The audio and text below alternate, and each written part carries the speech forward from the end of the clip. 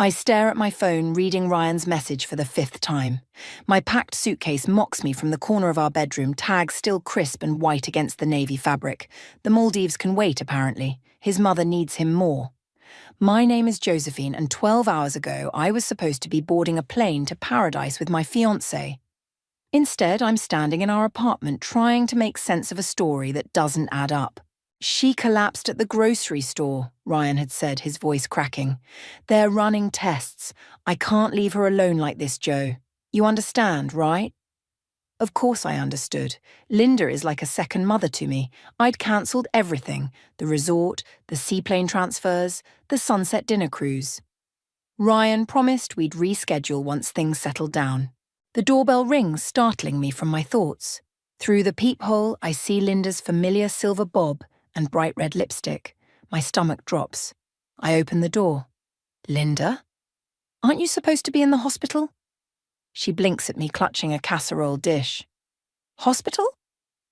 Honey, I'm bringing you my chicken pot pie. Thought you might need some comfort food since your honeymoon got cancelled. The blood rushes from my face. Who told you it was cancelled? Ryan called last night. Said there was some emergency at work. A crucial project deadline moved up. He was so upset about disappointing you. My hands start to shake. That's not what he told me. Linda's expression shifts from confusion to concern. What did he tell you? That you were in the hospital, that you collapsed at the grocery store. The casserole dish nearly slips from her hands. He what? I invite her in, and we sit at my kitchen island, the untouched pot pie between us like a barrier. Linda's face has gone pale, her usual warmth replaced by something harder. Where is he now? She asks. At the hospital. With you, supposedly. My phone buzzes.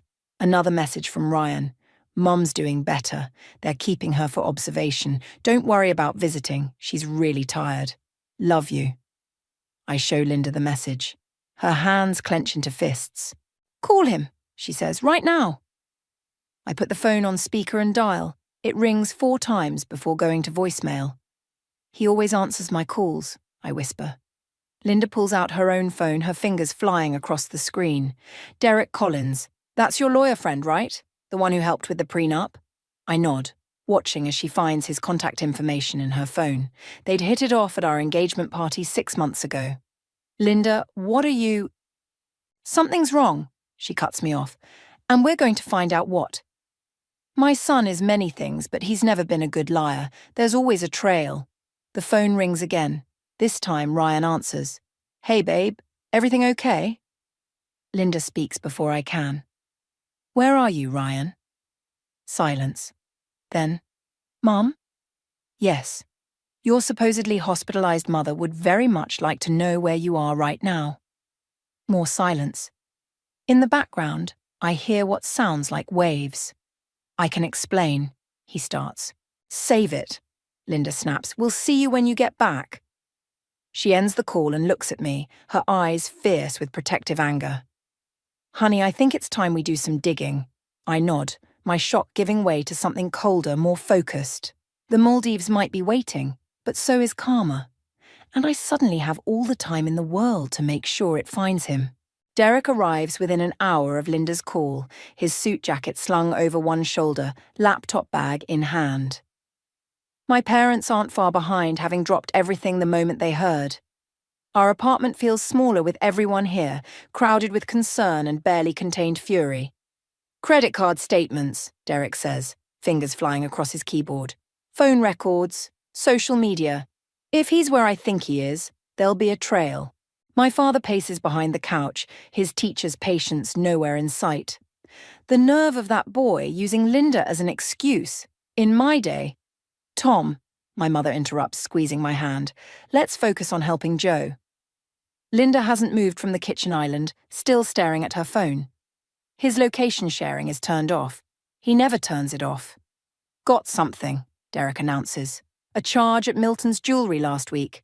$2,000. The engagement ring on my finger suddenly feels like it's burning. I haven't received any jewelry recently. There's more, Derek continues. Regular charges at the Grove Hotel downtown, every Thursday for the past 3 months. My mother's grip tightens. Isn't that where? Where his firm holds their weekly meetings, I finish. Yes, except those end at 5. These charges are from 9 p.m. onwards. Linda stands abruptly, her chair scraping against the floor. I need some air. I follow her onto the balcony, leaving the others to their digital detective work. The city sprawls below us, oblivious to our private apocalypse. I raised him better than this, Linda says, her voice tight. Or I thought I did. It's not your fault. No. She turns to me, eyes glistening. I saw the signs, Joe. The late meetings, the sudden business trips, the way he'd check his phone when he thought no one was looking. I saw it all, and I said nothing. Inside, I hear Derek's triumphant, "Found him," followed by my father's colourful cursing. We return to find everyone huddled around Derek's laptop. On the screen, a social media post from someone named Samantha Brooks shows a pristine beach, white sand, and crystal clear water. Posted 2 hours ago, location tagged, Maldives. Who is she? My mother asks. Ryan's new project manager, I say, the pieces clicking into place. She started at his firm 6 months ago. Linda's hand finds mine. The timeline matches. Derek pulls up another window. She bought 2 tickets to Mail International Airport yesterday, used her corporate card. The same trip, I whisper. He took her on our honeymoon. My father moves toward the door. I'm going to kill him. No, I say, surprising myself with how calm I sound. We're going to do something much worse. Derek raises an eyebrow. We are? I walk to my suitcase, still packed and waiting, and kick it over. We're going to let him come home thinking he's gotten away with it. Let him spin his lies about his mother's miraculous recovery. Let him think everything's fine. And then, Linda asks, then we're going to destroy everything he values most, his reputation, his career, his carefully constructed image. The truth about who Ryan Thompson really is deserves an audience, don't you think? My mother looks worried. Josephine, this isn't just revenge, I cut in. This is justice. For Linda, who he used as a prop in his lies. For his firm, who's paying for his romantic getaway. For everyone who trusted him. Derek's already typing. I can have the corporate card records sent to his board of directors anonymously. Not yet, I say. First, I want to know everything. Every lie, every meeting, every detail he thought he could hide. I want to understand exactly who I was going to marry. Linda pulls out her phone. I'll call his sister. She's been suspicious of Samantha for weeks. As everyone springs into action, I walk back to the balcony. The engagement ring catches the light and I finally slide it off. 3 years of memories, of trust, of love. All of it built on quicksand. But as I watch the city lights flicker on in the growing dusk, I feel something besides pain. Purpose. Ryan thinks he's walking on water in paradise. He doesn't realize he's about to drown in his own lies. 3 days into our investigation, Ryan's sister Caroline drops the bomb that changes everything. We're sitting in Derek's office, surrounded by printouts of credit card statements and hotel receipts, when she walks in with a manila envelope. I found these in Ryan's desk at the firm, she says, sliding photos across the mahogany table. They're from last year's Christmas party. The images show Ryan and Samantha in various poses, laughing, dancing, his hand on her waist. Nothing damning, until I notice the dates stamped in the corner. December 2022, 8 months before she officially started at the company. He hired her, I say, the realization hitting like a physical blow. He created the position for her. Derek picks up one of the photos. The board approved a new project manager role last summer. Ryan pushed hard for it. $100,000 salary, Caroline adds, plus benefits, all so he could have his girlfriend close. I stand up, needing to move. The office feels too small, too confined. He used company money to fund their affair. Not just company money, Derek says, pulling up a spreadsheet. Remember that joint account we opened for the wedding? Half the deposits have been transferred to an offshore account in the Cayman Islands. The room spins. Our wedding fund, the one we both contributed to monthly, the one meant for our future. I grip the back of my chair until my knuckles turn white. How much? Nearly $200,000, Caroline curses under her breath. That's why he kept postponing setting a date. He was bleeding the account dry. My phone buzzes. Another message from Ryan. They've been coming steadily, each one more elaborate than the last. Tales of his mother's miraculous recovery, promises about rescheduling our trip, declarations of love. I read this one aloud. Can't wait to hold you again, baby. Just 2 more days. He's getting sloppy, Derek observes. The timestamps on his messages don't match the Maldives time zone. A laugh bubbles up in my throat, bitter and sharp. He can't even lie properly anymore. Caroline moves closer, her expression grim. There's something else. Samantha's pregnant. The words hit like a sledgehammer. I sink back into my chair, remembering all those conversations about starting a family, about waiting until after the wedding. Another lie. How do you know? She's been having morning sickness at work. I overheard her on the phone with her doctor last week. She's about 10 weeks along. 10 weeks. The same time Ryan started pushing to move up our wedding date. Everything clicks into horrible focus. He wanted to marry me before the pregnancy became obvious, before questions could be asked. I need to make a call, I say, walking out of Derek's office. In the hallway, I dial Linda's number. She answers on the first ring. I was just about to call you. Ryan texted that he's coming home early. Says the hospital released me with a clean bill of health. Linda, my voice cracks. Samantha's pregnant. The silence on the other end stretches for what feels like hours. I'll be there in 20 minutes, she finally says. Don't do anything until I arrive.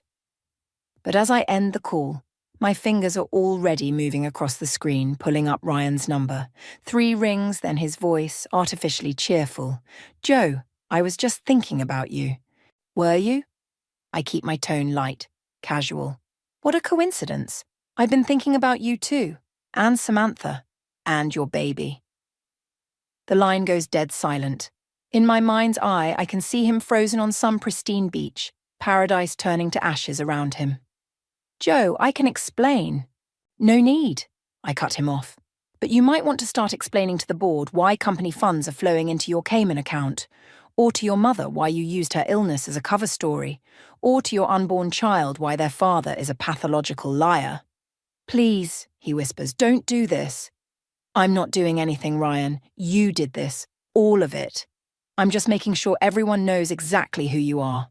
I hang up before he can respond, walking back into Derek's office with steady steps. Time to move to phase 2.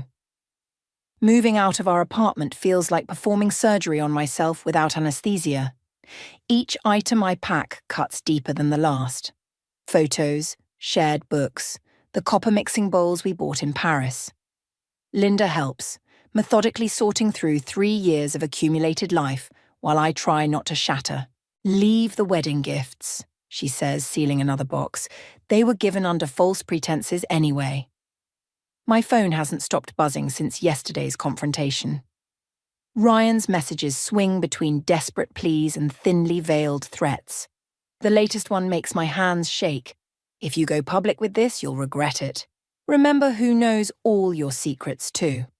Derek appears in the doorway, his expression grim. We need to talk. Now. In the kitchen, he pulls up his laptop. Remember those offshore transfers? They're not just from your wedding account. He's been moving money from his firm's client trust funds too. The room tilts sideways. How much? Nearly 2 million. He's been doctoring the books for months using client deposits to cover his tracks. Linda's coffee cup shatters against the floor. My God, he's going to prison. Not if Samantha takes the fall, Derek says. I found emails. He's been setting her up as the fall guy since she started, making her sign off on transactions she didn't understand. A new message lights up my phone. I'm boarding my flight home. We can fix this, Joe. Don't do anything rash. He's coming back early, I say. Why would he? The doorbell cuts me off. Through the peephole, I see Samantha Brooks, one hand pressed against her stomach, mascara streaked down her face. Linda moves to block the door. Don't! But I'm already opening it. Samantha steps inside, looking nothing like the polished woman from the Christmas photos. He told me you were unstable, she says. That you'd make up lies about us when you found out about the baby. I believed him. Like you believed him about the transactions you were signing? Her face crumples. He said it was standard procedure that all project managers did it. I didn't know. I didn't want to know. Derek steps forward. We have proof he's been embezzling. If you cooperate.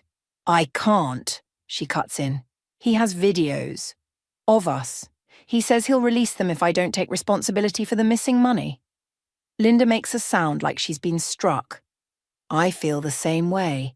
Each new revelation is another blow, showing me how little I knew the man I almost married. When's his flight landing? Derek asks. 3 hours, Samantha whispers. He wants me to confess to the board tomorrow morning. Says it's the only way to protect everyone. I walk to the window, watching the city lights flicker on as dusk settles. Behind me, Derek is already calling his contacts at the SEC. Linda is crying silently, and Samantha has sunk onto our couch, my couch, looking shell-shocked. No one's confessing tomorrow, I say, turning back to face them. Because we're going to beat him to it. Tonight. Derek looks up from his phone. Joe, if we move too fast. He's counting on that, I cut in. On us being careful, taking time to plan, but he's not the only one with evidence. I pull out the USB drive I've been carrying since yesterday. Everything's here, the transfers, the emails, the fake project manager position. Caroline made copies of everything before she told us. The board won't convene this late, Samantha says. They will for this. Linda's voice is steel. Half of them are old family friends. One call from me. Make it, I say. And Samantha, those videos he's threatening you with, let him release them. Better to be seen as someone who made a mistake than someone who stole millions. She nods slowly, one hand still protective over her stomach.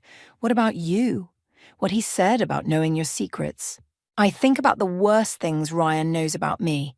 My fears, my failures, my darkest moments shared in trust. Let him try. Some things are worth more than reputation. The sun sets completely as we make our calls, set our trap, prepare for war. In 3 hours, Ryan Thompson will land expecting to find broken women he can manipulate. Instead, he'll find us waiting, armed with truth and ready for justice. The boardroom at Thompson Architecture feels like a tomb at midnight. 8 members of the board sit in leather chairs, their faces illuminated by the harsh fluorescent lights. Linda stands at the window, watching rain streak down the glass. I'm at the head of the table, USB drive in hand, when my phone buzzes. His plane just landed, Derek murmurs beside me. Samantha shifts in her chair, one hand protectively over her stomach. He'll come here first. He always does when he returns from trips. Good, I say, plugging in the drive. Let him. The presentation begins. Bank statements, emails, forged signatures. With each slide, the board members' expressions darken. When we reach the videos, the ones Ryan thought would destroy Samantha, several look away. $2 million, the board chairman says, right under our noses. The elevator dings in the distance. Footsteps echo down the hallway, getting closer. Miss Miller, one of the board members leans forward. Why didn't you come forward sooner? Before I can answer, the boardroom door flies open. Ryan stands there, still in his beach clothes, tan face going pale as he takes in the scene. What is this? An emergency board meeting, Linda says, not turning from the window. Sit down, Ryan. He doesn't move. His eyes lock onto mine, and for a moment I see the man I thought I knew. Charming, confident, capable of anything. Then his gaze shifts to Samantha, and something darker crosses his face. Whatever they've told you, he addresses the board, they're lying. This is a personal vendetta. My ex-fiancé, upset about... The numbers don't lie, Derek cuts in, advancing to the next slide. Neither do the timestamps on these transfers, or the emails, or the videos you used to blackmail Miss Brooks. Ryan's composure cracks. You bitch, he snarls at Samantha. You promised... Enough. The chairman's voice cuts through the tension. Security is already on their way up. The police will be here within the hour. Mum, Ryan turns to Linda, desperate now. You can't let them do this. I'm your son. Linda finally turns from the window. My son died the moment he used my supposed illness to cover his affair. He lunges then, not at Linda or Samantha, but at me.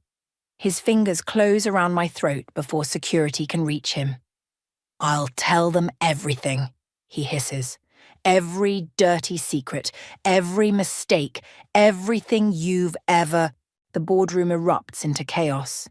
Security pulls Ryan away. Someone calls for medical assistance.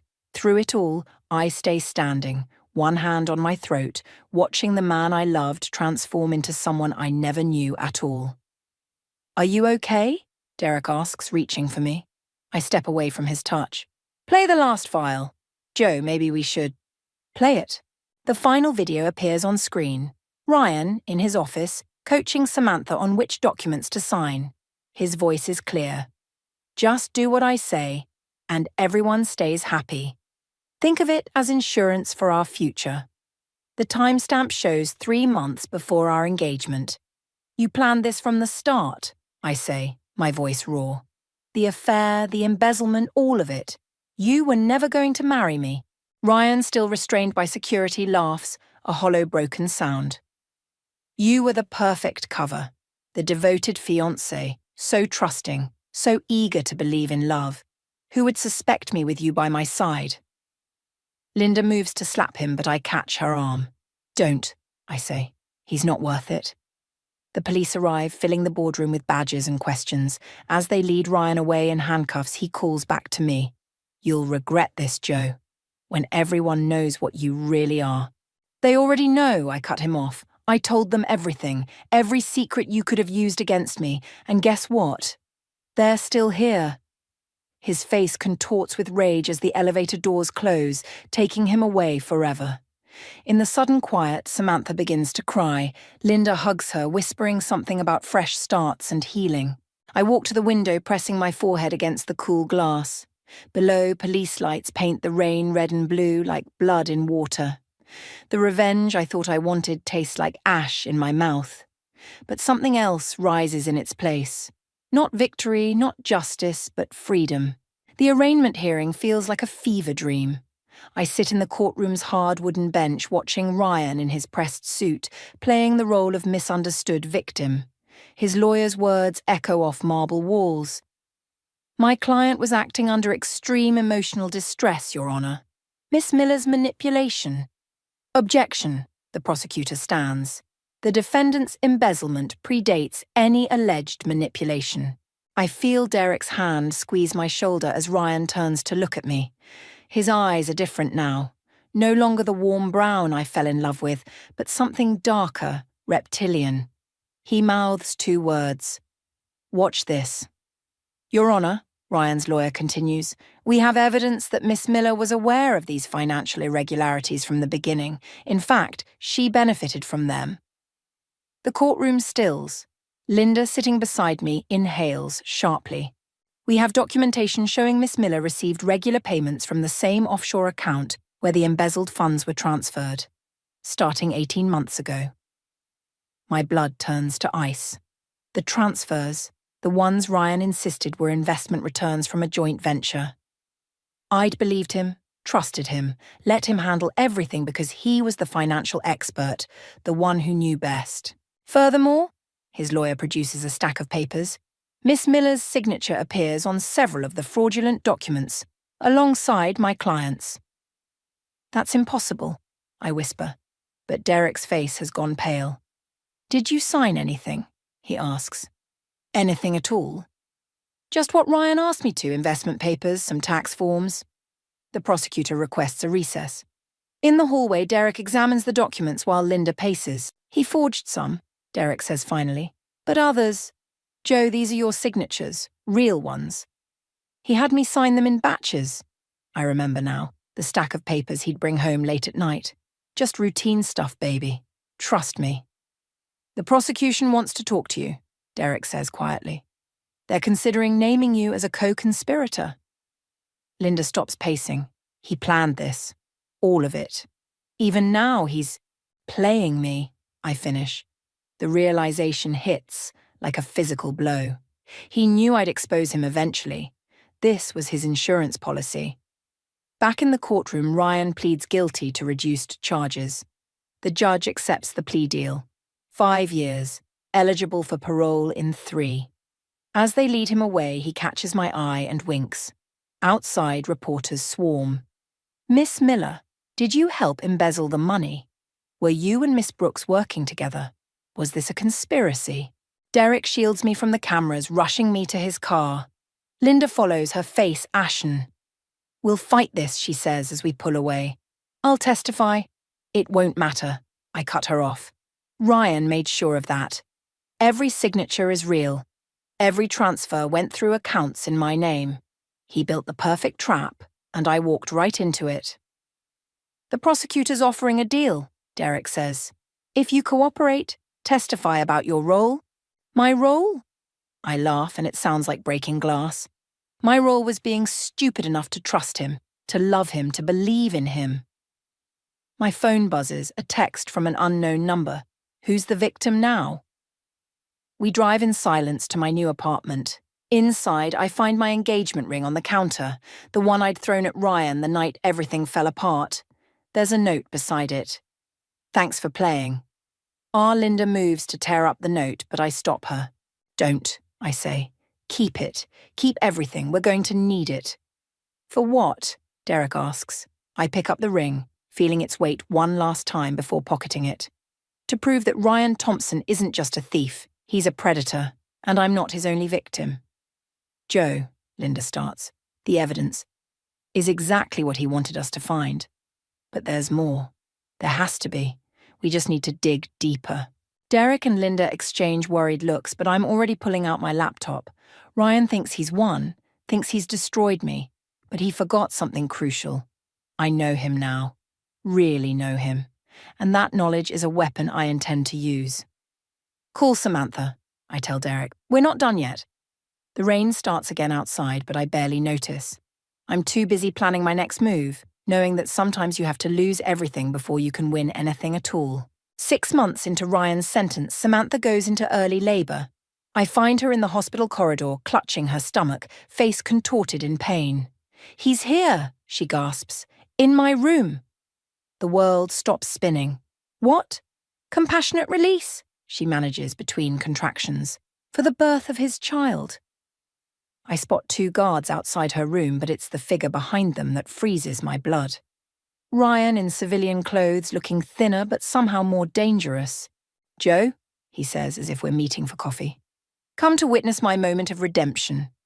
Before I can respond, Linda bursts through the emergency doors, followed by Derek. They stop short at the tableau before them. You can't be here, Linda says to her son. Actually, I can. Court order, he waves a paper. I have rights. Samantha screams as another contraction hits. The medical team rushes past us, and in the chaos, Ryan grabs my arm, pulling me aside. Quite the show you put on at the trial, he murmurs. But we both know you're not done paying. I wrench free. Neither are you. His smile doesn't reach his eyes. Check your phone. A message appears. Video footage from our apartment. Intimate moments. Private conversations. Release these, he whispers, and your reputation won't be the only thing destroyed. Mom, Samantha calls out weakly. I want my mom. She's not here yet, a nurse responds. I'll call her again, Ryan offers, all concern and devotion now. No, I say, something clicking into place. You won't, I turn to Derek. Pull up Samantha's mother's contact information. Joe, Ryan warns, but I'm already dialing the number. An automated message plays. This number has been disconnected. Funny thing about patterns, I tell Ryan as his face darkens. They reveal themselves if you look closely enough, like how none of Samantha's family ever visited her during the pregnancy, or how all her contact information was provided by you. Linda steps forward. What are you saying? That Samantha Brooks doesn't exist, at least not the one we know. I meet Ryan's gaze. Show them, or I will. For a moment I think he'll refuse. Then he laughs, that same hollow sound from the boardroom. Tell them, Sarah. Or should I still call you Samantha? The woman on the hospital bed starts crying. He found me in Denver, said he knew about the money I'd stolen from my last job, about my real name, said he could help me start over if I played along. Another mark, I say, another victim for your long con. Only this time you needed someone desperate enough to stay quiet. Brilliant, isn't it? Ryan's mask finally slips, revealing the predator beneath. Everyone's so focused on the poor pregnant mistress they never looked deeper. Not even my own mother. Linda slaps him. The sound echoes through the corridor. The baby! Samantha Sarah screams. Something's wrong. The medical team rushes in as Ryan tries to follow. The guards block him. Court order, he protests. About that, Derek holds up his phone. Just received an emergency injunction. Your compassionate release is revoked, given the new evidence of identity fraud and coercion. Ryan lunges for me again, but this time the guards are ready. As they handcuff him, he spits, "You think this changes anything? You're still implicated. Still ruined." "No," I say, holding up my phone. "Because while you were playing devoted father-to-be, I was recording everything. Your confession, Sarah's story, all of it live streaming to the prosecutor's office." His face contorts with rage as the guards drag him away. Behind us, a baby's first cry pierces the air. Linda squeezes my hand. "Go," she says. "Be with her. She needs someone who understands what it's like to survive him." I enter the room where Sarah holds her daughter, both of them free at last from Ryan's web of lies. Outside, I hear him shouting as they take him back to prison, but his voice grows fainter with each step, until finally, mercifully, it fades to nothing. Sarah names her daughter Hope, which feels a little too on the nose until I see the baby's fierce grip on my finger. Some clichés exist for a reason. The prosecutor drops the charges against me after Ryan's recorded confession. The board reinstates Sarah's position under her real name with full maternity benefits. Linda visits her grandson in prison once, returns with empty eyes, and never goes back. I'm clearing out the last box from our apartment when Derek arrives with coffee and news. Ryan's appealing the sentence. Of course he is. I hand him a framed photo I found behind the dresser, our engagement party. Trash or evidence? Neither.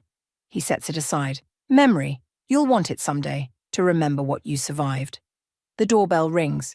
A courier delivers a thick envelope. No return address, but I recognize the handwriting. Inside is a letter from Ryan's first victim, a woman named Claire. Then another from Michelle, and Rebecca, and Catherine. They found me through the news coverage. Each letter tells a similar story. The charm, the manipulation, the careful grooming of friends and family as character witnesses. Each woman thought she was alone, until now. He had a type, Derek observes, reading over my shoulder. Smart, successful, trusting. Strong, I correct him. Strong enough to rebuild after he destroyed everything. My phone buzzes. Sarah sending a photo of Hope's first smile. Below it a message. "Coffee next week?" "You don't have to," Derek says. "No one would blame you for walking away from all of it." But that's not true. Claire would blame me, and Michelle, and all the others who might still be out there, carrying their stories like open wounds. I pack the letters carefully in my bag, leaving the apartment keys on the counter. Outside, the city feels different. Not smaller or larger, just clearer somehow, like watching a magic trick once you know how it's done. Linda waits at the cafe around the corner, a familiar manila envelope on the table. "Found these in his childhood home," she says as I sit. "Letters from his father in prison. Ryan used to read them obsessively." "You don't owe me his origin story." "No," she agrees. "But understanding the pattern might help break it. I think of Hope, barely a week old, already carrying the weight of her father's sins. Of Sarah, determined to give her daughter a different story. Of all the letters in my bag, each one a thread in a tapestry of calculated destruction.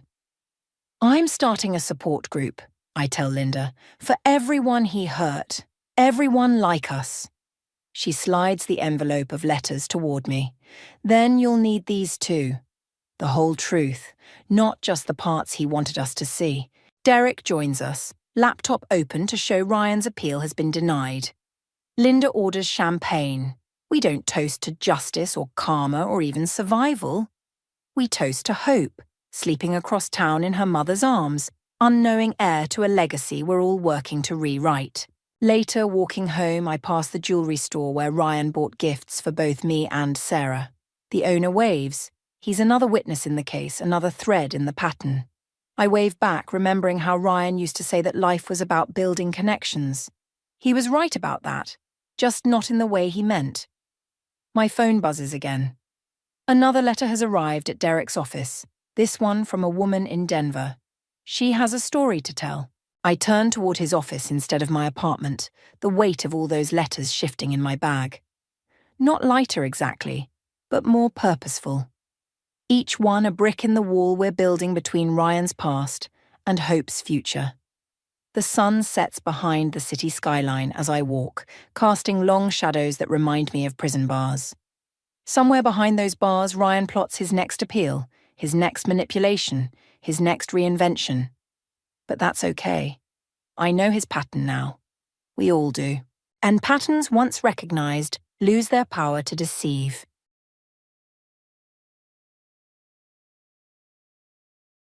Emma, I have cancer. My sister Olivia's voice cracked through the phone during my baby shower. The doctors say it's serious. I need Mom here now. The cupcake I was holding fell to the floor, blue frosting splattering like tiny clouds across my kitchen tiles. My mother, who had been arranging gifts on the table, immediately grabbed her purse. "I'm so sorry, honey," she said, already heading for the door. "Olivia needs me. You understand, right? You've always been the stronger one." I'm Alexandra, and at 32, I was 7 months pregnant with my first child after 3 years of fertility treatments. The baby shower was supposed to be my moment, a celebration of the miracle growing inside me. Instead, I watched as every guest, led by my mother, rushed out to support my 28-year-old sister in her time of need. That was 8 months ago. Now, I stood in my office at Cedar Valley Children's Hospital, staring at the job application on my desk. As head of pediatric nursing, I oversaw all new hires. The name at the top of the resume made my blood run cold: Olivia Mitchell. "She's perfect for the position," my supervisor, Dr. Thompson, said enthusiastically. "Top grades in nursing school, excellent recommendations, and she has a personal connection. She's a cancer survivor." I felt the room spin slightly. Cancer survivor.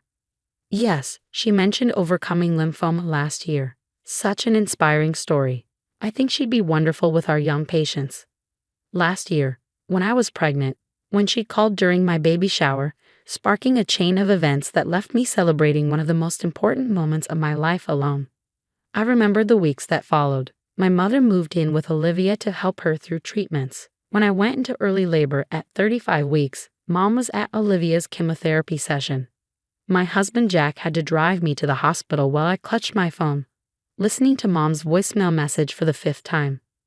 "I thought she'd be here by now," I whispered to Jack as contractions ripped through me. "Focus on our baby," he said, squeezing my hand. "That's all that matters right now." Little Lucas arrived after 18 hours of labor. My mother showed up 2 days later, full of apologies and stories about how hard things were for Olivia. "The treatments are so draining," she said, barely glancing at her grandson. "Olivia needs so much support right now. You understand, don't you? You're doing fine. You have Jack." Now, staring at Olivia's application, pieces started falling into place. The vague details about her treatment, the way she'd avoided specific questions about her doctors, the mysterious recovery that happened just weeks after Lucas was born. "Alex?" Dr. Thompson's voice snapped me back to the present. "Should I schedule her interview?" "I'll handle this one personally," I said, my voice steadier than I felt. The next morning, Olivia walked into my office, freezing when she saw me behind the desk. She'd always been the pretty one, the dramatic one, the one who needed saving. But now she looked small, uncertain. "Alex," she stammered. "I didn't know you were head of pediatric nursing." "Yes, for the past 3 years." I gestured to the chair across from me. "Please sit. Tell me about your experience with cancer treatment." She paled slightly but sat down. "It was tough, but I'm better now." "Which hospital did you receive treatment at?" "Different ones, for second opinions." "And your oncologist's name?" Silence. "It's interesting." I continued pulling out some papers. I checked with every oncology department in the state. None of them have any record of an Olivia Mitchell receiving treatment last year. The color drained from her face. "Alex, I can explain. Explain what? How you fake having cancer to steal attention from my pregnancy. How you made our mother miss the birth of her first grandchild? Or how you're now using this lie to build your career. Tears welled in her eyes. I didn't mean. Mom was so excited about the baby, about you. It was always about you. Perfect Alex, brilliant Alex, responsible Alex. I just wanted. Wanted what? To hurt me? Congratulations, you succeeded. No, she leaned forward, desperate. I was jealous, okay? You were having a baby, something Mom always wanted for us, and everyone was so happy for you.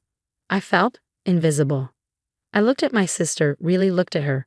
Behind the tears and mascara, I saw something familiar. The little girl who used to follow me around, who cried when I got better grades, who always needed to be the center of attention. Do you know what it was like? I asked quietly, going through the end of my pregnancy alone. Having my mother miss the birth of my child because she was at your fake chemotherapy session. Olivia crumpled in her chair, sobs shaking her shoulders. I'm sorry, Alex. I'm so sorry. I got caught in the lie and didn't know how to get out. That's why I became a nurse. I wanted to do something good, to make up for what I did. I sat back in my chair, feeling the weight of our shared history, the years of competition and hurt, the moments of love buried under layers of rivalry. You're qualified for this position, I said finally. Your grades are excellent, your recommendations stellar. But I need to know, why here? Why apply to work with my son's pediatric unit? She wiped her eyes, straightening in her chair. Because I want to make things right. I want to be the aunt Lucas deserves, the sister you deserved all along. I've changed, Alex. Let me prove it. The silence stretched between us, heavy with unspoken words and years of complicated emotions. Outside my office window, I could see the children's ward where my son, now a healthy 7-month-old, sometimes visited during my lunch breaks. The same ward where, if I hired her, Olivia would work. I opened my desk drawer and pulled out another form. I pushed the form across my desk, watching Olivia's eyes widen as she read the title. Probationary employment contract. 3 months, I said firmly. You'll work under direct supervision. One mistake, one lie, one attempt to manipulate anyone, and you're out. Do you understand? She nodded quickly, hands trembling as she reached for a pen. I won't let you down, Alex, I promise. Don't promise me, I replied, show me. The next few weeks were a strange dance of professional distance and personal history. Olivia threw herself into the work, arriving early, staying late, taking on the most challenging cases with a dedication that surprised even me. But the real test came when our mother decided to make an unexpected visit to the hospital. I was reviewing patient charts when I heard her familiar voice echoing down the hallway. My brave girl, working with sick children after everything you've been through. My stomach clenched. Of course, Mom still believed the cancer story. I stepped into the hallway, ready to intervene, when Olivia's response stopped me. Mom, she said clearly, we need to talk. There's something I have to tell you. I watched from around the corner as Olivia led our mother to the family consultation room. 20 minutes later, Mom stormed out, mascara streaming down her face.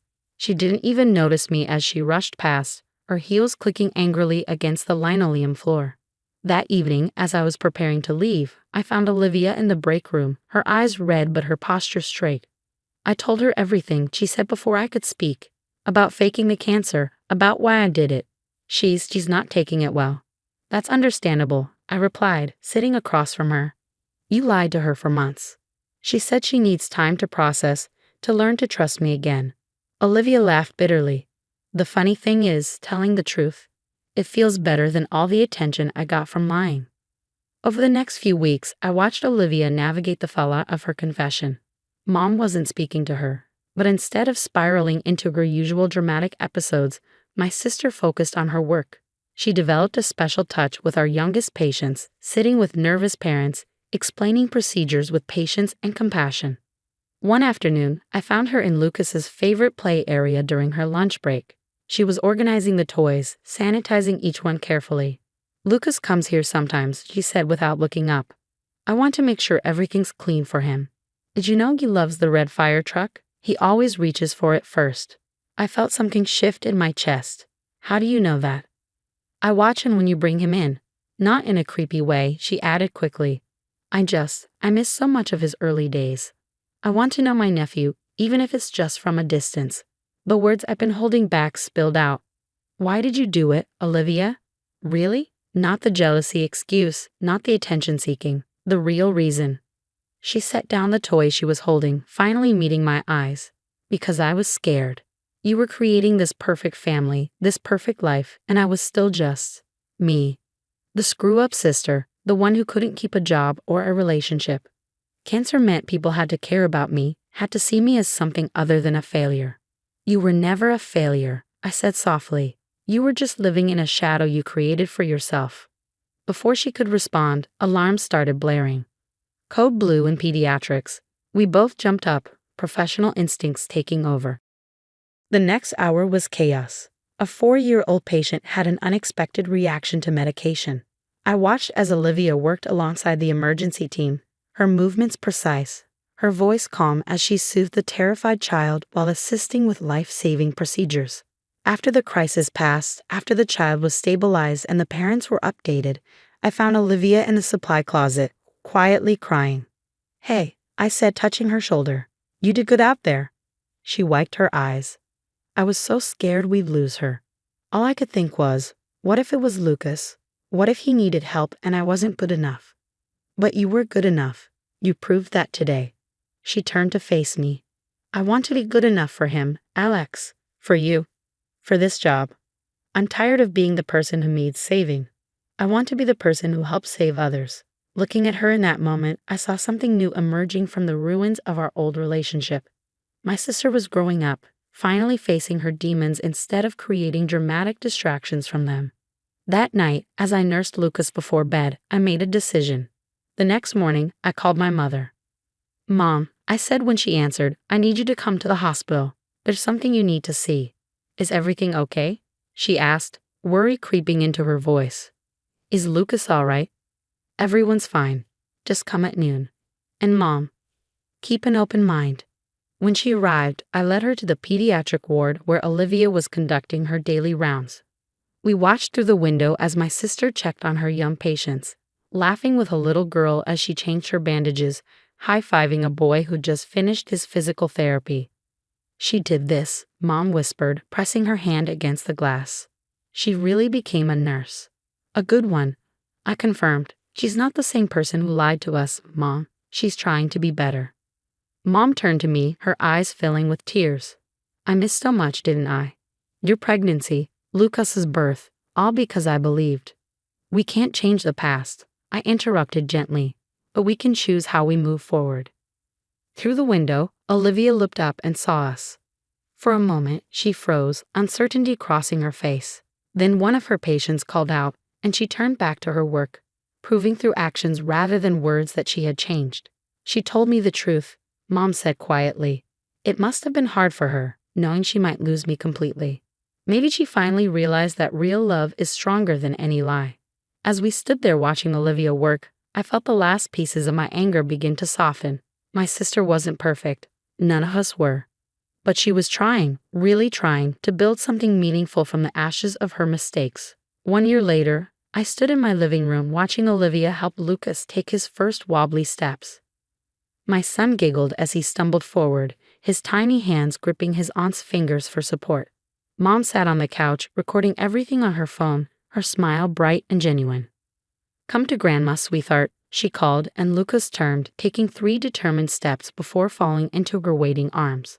The scene was so normal, so peaceful, it was hard to believe how far we'd come. Olivia had completed her probationary period with flying colors and was now one of our most requested pediatric nurses. More importantly, she'd become the sister and aunt I'd always hoped she could be. Alex, Olivia called, breaking into my thoughts. Look what I found while organizing my apartment. She pulled out a worn photo album, and my heart skipped. It was filled with pictures from our childhood, before competition and jealousy had poisoned everything. Remember this? She asked, pointing to a photo of us in matching Halloween costumes. You were Wonder Woman, and I insisted on being Wonder Woman too because I wanted to be just like you. You threw a fit when Mom suggested you be Batgirl, I recalled, smiling at the memory. I always wanted to be like you, Olivia said softly. I just went about it the wrong way. Mom joined us, peering over our shoulders at the photos. My girls, she murmured, wrapping an arm around each of us. I'm so sorry I ever made you feel like you had to compete for my love. The doorbell rang, interrupting our moment.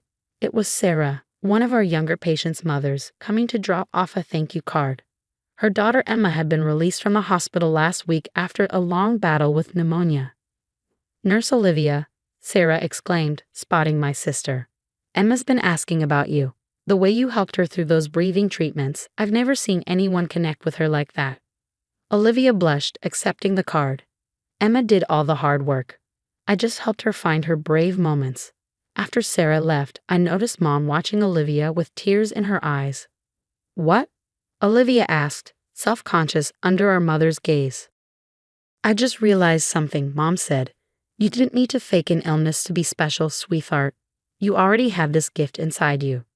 That evening, as we sat around my dining table sharing dinner, Lucas babbling happily in his high chair, I thought about the journey that had brought us here. The baby shower that had emptied out, the lonely pregnancy, the birth without my mother. All painful memories, but no longer defining ones. I have something to tell you both, Olivia announced, setting down her fork. I've been accepted into the pediatric oncology training program. Mom gasped, and I felt my chest tighten. Oncology, the very specialty she had pretended to need as a patient. I know what you're thinking, she continued quickly, but that's exactly why I chose it. I want to help real cancer patients, real families going through what I pretended to experience. I want to turn that lie into something truthful and healing. I reached across the table and squeezed her hand. You'll be amazing at it. You really think so? She asked, vulnerability creeping into her voice. I know so. I've seen how you are with our patients, how you connect with them and their families. This isn't about attention anymore. It's about making a difference. Mom stood up and walked around the table, pulling Olivia into a tight hug. I'm so proud of who you're becoming, she whispered. Later that night, after Mom had gone home and Lucas was asleep, Olivia helped me clean up the kitchen. You know, she said, drying a plate, I never properly thanked you. For what? For giving me a chance when I didn't deserve one. For seeing something in me worth saving. I put down the dish I was washing and turned to face her. You saved yourself, Olivia. All I did was give you the opportunity to prove you could. She smiled, but her eyes were serious. I think about it sometimes, what would have happened if you'd thrown my application away that day? I would have deserved it. Maybe, I agreed, but then we wouldn't be here, would we? Sometimes the hardest person to forgive is yourself. Olivia nodded, wiping a tear from her cheek. Lucas is lucky to have you as his mom. I hope someday I can be half the mother you are. You will be, I said confidently, when the time is right, and your children will have the best aunt in the world. The baby monitor crackled with Lucas's soft fussing. Before I could move, Olivia was already heading toward the stairs. I'll check on him, she said. You finish the dishes. I watched her go, remembering the sister who had once been so desperate for attention that she fabricated a life-threatening illness. Now she moved with quiet confidence, secure in who she was and what she could offer. Through the monitor, I heard her gentle voice singing Lucas's favorite lullaby, the same one our mother used to sing to us. The same one that, despite everything, still meant family and love and forgiveness. As his fussing quieted, I heard Olivia whisper, "Sweet dreams, little one. Aunt Olivia loves you more than all the stars in the sky." And in that moment, I knew that sometimes the happy endings aren't about forgetting the past, but about building something new and beautiful from its lessons. My sister had transformed her greatest mistake into her life's purpose. Our mother had learned to love us both without comparison. And I had discovered that forgiveness, when given the chance to grow, could bloom into something stronger than the hurt it replaced. Lucas would grow up knowing a different kind of family than the one his mother and aunt had experienced. He would know unconditional love, genuine support, and the truth that everyone deserves a chance to become better than their mistakes. As Olivia came back downstairs, I pulled her into a hug. I love you, little sister, I whispered. I love you too, she replied, holding on tight. Thank you for helping me find my way home. Outside, the stars twinkled in the dark sky, witnesses to our healing, our growth, and the promise of all the tomorrows yet to come.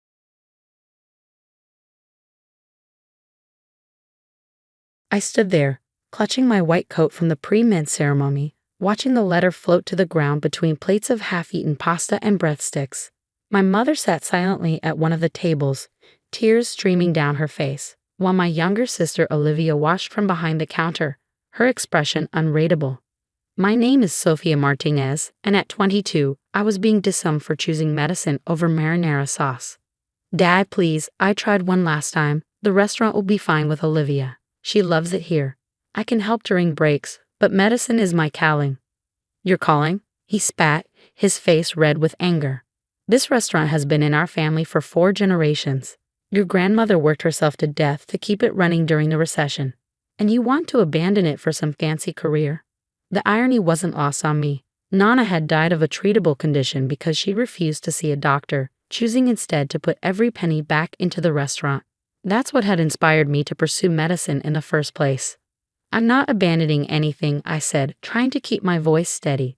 I'm trying to build something more, to help people. Help people? My mother finally spoke, her voice quiet but sharp. We help people every day. Every customer who walks through that door is family. But you're too good for that now, aren't you?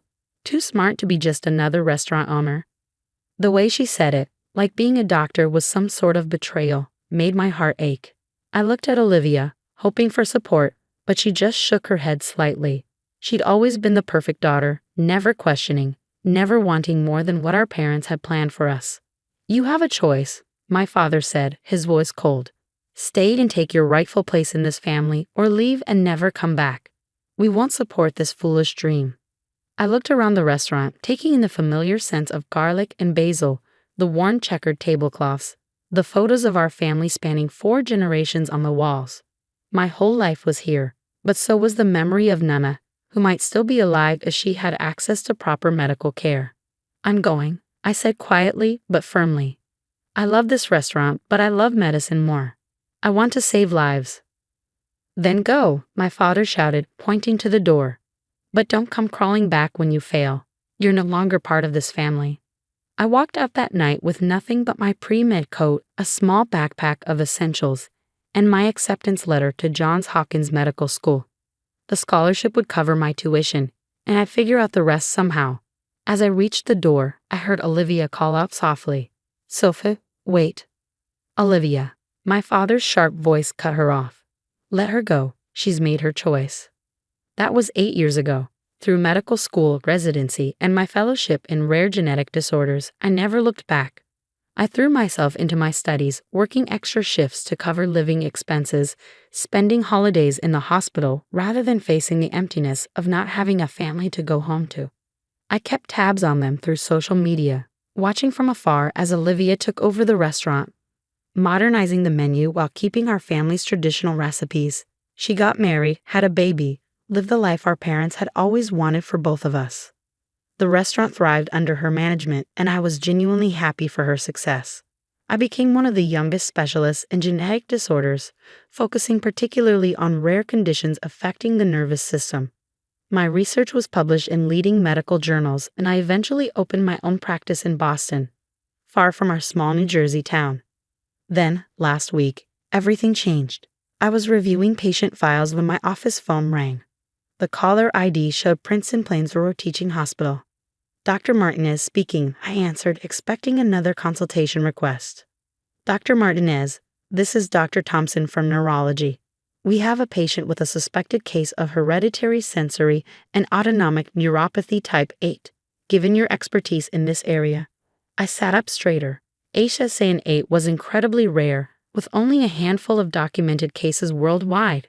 I published several papers on it during my fellowship. The patient's name? I asked, already pulling up my calendar to schedule a consultation. There was a slight pause. The patient is Olivia Martinez Torres. She mentioned you might be familiar with the case. The pen I was holding clattered to the desk. Olivia, my sister. Dr. Martinez, are you there? Yes, I managed to say, my throat tight. Yes, I'm familiar with the case. I'll be there tomorrow morning. After hanging up, I sat in my office, staring at the family photo I kept hidden in my desk drawer. It was taken the day I graduated high school, all of us smiling in front of the restaurant, before everything fell apart, before I chose medicine over marinara. Now, 8 years later, that choice might be the only thing that could save my sister's life. ASA was a devastating condition, progressively attacking the nervous system until the body could no longer regulate basic functions. Without proper treatment, patients typically had less than 2 years from onset of symptoms. The only promising treatment protocol had been developed through research I conducted during my fellowship. I booked a flight to New Jersey for the next morning, packed a small bag, and tried not to think about the fact that I was about to face my family for the first time in 8 years, not as the disgrace of a daughter, but as their only hope. The irony would have been funny if it wasn't so heartbreaking. The halls of Princeton Plainsboro Teaching Hospital felt both familiar and strange as I walked toward the neurology department. My white coat, now bearing my name and credentials, felt like armor against what was coming. I spotted them before they saw me, my parents sitting in the waiting area, looking older than I remembered. My father's dark hair was now streaked with gray, and my mother's face bore more lines than I recalled. They were huddled together, looking at something on a phone, probably pictures of Olivia's 2-year-old daughter Isabella, whom I'd only seen in Facebook photos. Dr. Thompson met me at the nurse's station, her expression professional but curious. She clearly picked up on the shared last name. Dr. Martinez, thank you for coming so quickly. The patient is in room 407. Has the family been briefed on the severity of the condition? I asked, accepting Olivia's chart. Only preliminarily. We wanted to wait for your expertise before discussing treatment options. I nodded, scanning the test results. The symptoms were textbook HSA-8, progressive numbness in extremities, autonomic dysfunction, declining motor control. My sister had probably been experiencing symptoms for months before seeking help. Sophia. My mother's voice made me freeze. I turned slowly, facing them for the first time in 8 years. My father stood slightly behind her, his expression unreadable. What are you doing here? He demanded, though his voice lacked the anger I remember from that night. He sounded tired, worried. I'm here as Olivia's doctor. I replied professionally, gripping the chart tighter. I'm the leading specialist in HSA-8. My mother's hand flew to her mouth. You're the doctor they called. Yes, now, if you'll excuse me, I need to examine my patient. I walked past them, feeling their eyes on my back as I entered Olivia's room. She was sitting up in bed, looking pale but alert. Her husband Marco sat beside her, holding her hand. They both looked up as I entered. Sophia. Olivia's voice cracked. You're the specialist? I moved to check her vital signs, falling back on medical training to keep my emotions in check. How long have you been experiencing numbness in your extremities? 6 months, Marco answered when Olivia remained silent. She kept saying it was just stress from running the restaurant. Of course she did. We Martinez women were taught never to show weakness, never to admit when we needed help. I examined her hands, noting the slight tremors, the decreased sensitivity to temperature and pressure. The restaurant, Olivia finally spoke again. Is it why you never came back? Because of what Dad said. I paused in my examination. I never came back because I wasn't welcome. But that's not important right now. What's important is starting you on the treatment protocol immediately. Will it work? Marco asked, squeezing Olivia's hand. The other doctors said this condition is rare, that there aren't many treatment options. There's a protocol I developed during my fellowship, I explained, keeping my voice clinical. It's shown promising results in similar cases, but we need to start immediately, and it's going to be a long process. You developed the treatment? My father's voice came from the doorway. I hadn't heard him come in. All those papers they showed us, the research they talked about, that was you. I turned to face him. Yes, this is what I've been doing while I was dead to you, saving lives. The words came out sharper than I intended, and I saw him flinch. My mother appeared behind him, her hand on his arm.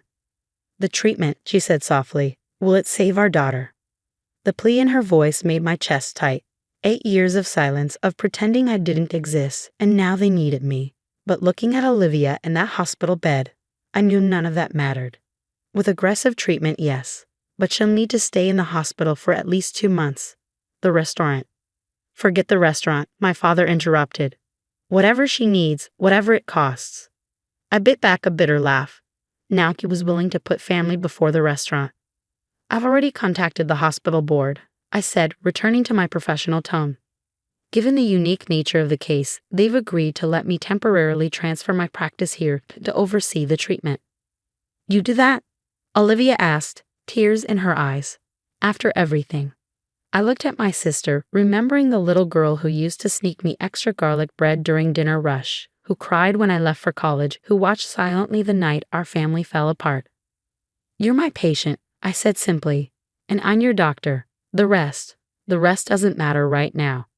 But of course it did matter. It mattered in the way my mother hovered anxiously during rounds, in how my father would stand in the doorway watching me work, in the awkward silences when we found ourselves alone together in Olivia's room. Each day brought small challenges, explaining the complex treatment protocol to my family, dealing with their questions and fears, maintaining professional distance while treating my own sister. But it also brought tiny moments of healing. One evening, as I was reviewing Olivia's charts, my father cleared his throat. The restaurant, he said quietly. We had to close it temporarily. First time in 4 generations there hasn't been a Martinez serving dinner. I looked up, expecting accusation in his eyes. Instead, I saw something that looked almost like pride. But there's a Martinez serving, I replied, gesturing to my white coat. Just in a different way. He nodded slowly, understanding passing between us like a current. 8 years too late, but perhaps not too late entirely. The treatment was brutal. Olivia fought through painful procedures, through days of nausea and weakness, through moments of fear when it seemed like she wasn't improving. But slowly, gradually, her condition began to stabilize. 1 month into the treatment, as I was checking her reflexes, she grabbed my hand. That night, she said, her voice trembling, I should have stood up for you. Should have said something. I kept my eyes on her chart. You were 17, Liv, it wasn't your responsibility. But I knew you were right. About Nana, about everything. I was just scared to admit it. For the first time since arriving at the hospital, I let myself really look at my sister. Not as a patient, not as the daughter who'd stayed, but as the little girl I'd left behind. We were all scared, I said softly. Maybe we still are. She squeezed my hand, and for a moment we were just sisters again, sharing secrets over plates of pasta after closing time. But there was still a long way to go, both with her treatment and with healing the wounds that 8 years of silence had created. As I left her room that night, I wondered if saving my sister's life would be enough to save our family too. 3 months after beginning Olivia's treatment, I stood in her hospital room reviewing her final test results. Her nerve function had improved significantly, her symptoms were under control, and she was ready to be discharged. So, I said, trying to keep my voice professional despite the emotion threatening to break through, you're officially in remission. Olivia burst into tears, and Marco hugged her tightly. My parents, who had barely left her side during the entire treatment, both started crying too. I maintained my composure, focusing on explaining the follow-up care instructions. You'll need monthly checkups for the first year. I continued, handing Marco a detailed care plan. And you'll have to be vigilant about any recurring symptoms. Sophia. Olivia interrupted, wiping her eyes. Put down the chart and come here. Before I could protest, she pulled me into a hug. For a moment, I stayed stiff, maintaining that professional distance I'd worked so hard to keep. Then I felt her trembling, and all my defenses crumbled. I hugged her back, letting myself be her sister instead of her doctor for the first time in months. You saved my life, she whispered. You saved me even after we all turned our backs on you. I pulled back, wiping my own tears away. That's what doctors do. No, my father's voice came from behind us. That's what family does.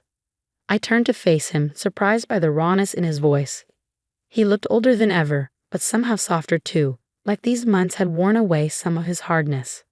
Sophia, he said, his voice breaking. I was wrong. So terribly wrong. My mother stepped forward, taking my hand. We both were. We were so caught up in tradition, in what we thought was best for the family, that we couldn't see what was right in front of us. The restaurant, my father continued, it was never about the food. It was about taking care of people, making them feel at home, giving them comfort when they needed it. And that's exactly what you do, just in a different way. I looked at my family, my sister alive and healing, my parents finally understanding, Marco holding baby Isabella who had spent so many days in the hospital playroom while her mother fought for her life. The restaurant, I said carefully, how is it? Closed, Olivia replied. We couldn't manage it during the treatment. But Marco added, smiling, we've been thinking about some changes when we reopen. My father nodded. We want to convert part of it into a community health center, partner with local doctors to provide checkups and basic care for people who can't afford it. Like Nana. I stared at them, speechless. This was more than acceptance. This was them embracing my path, incorporating it into our family legacy. We'll need a medical advisor, my mother said tentatively. Someone who understands both medicine and the community, if you're interested. You don't have to decide now, my father added quickly. We know you have your practice in Boston, your own life. We've lost the right to ask anything of you. I thought about my life in Boston, successful but solitary. I built it that way, throwing myself into medicine to fill the void left by my family's rejection. But now, looking at them, I saw a chance to have both worlds. I could consult remotely, I said slowly, and maybe come down some weekends to help set things up. The hope that bloomed on their faces made my heart ache. Really? Olivia grabbed my hand. You do that. On one condition, I said, looking at each of them. We talk about everything. No more silence, no more pretending the past didn't happen. We deal with it together. They agreed immediately, and for the first time in 8 years, we sat down as a family and really talked. About that night, about the years of silence, about the pain and regret on both sides. It wasn't easy, and there were moments when old hurts threatened to reopen old wounds, but we pushed through. 6 months later, I stood in front of Martinez Family Restaurant and Wellness Center for its grand reopening. The old checkered tablecloths were still there, but now they shared space with medical pamphlets and health education materials. The wall of family photos had been updated to include pictures of me in my white coat, my research publications, and a special tribute to Nana. Olivia, fully recovered and glowing with health, handled the restaurant side while I coordinated with local medical students who volunteered at the clinic. My parents moved seamlessly between both worlds, proud to tell customers about their daughter, the doctor, who saved their other daughter's life. Dr. Martinez?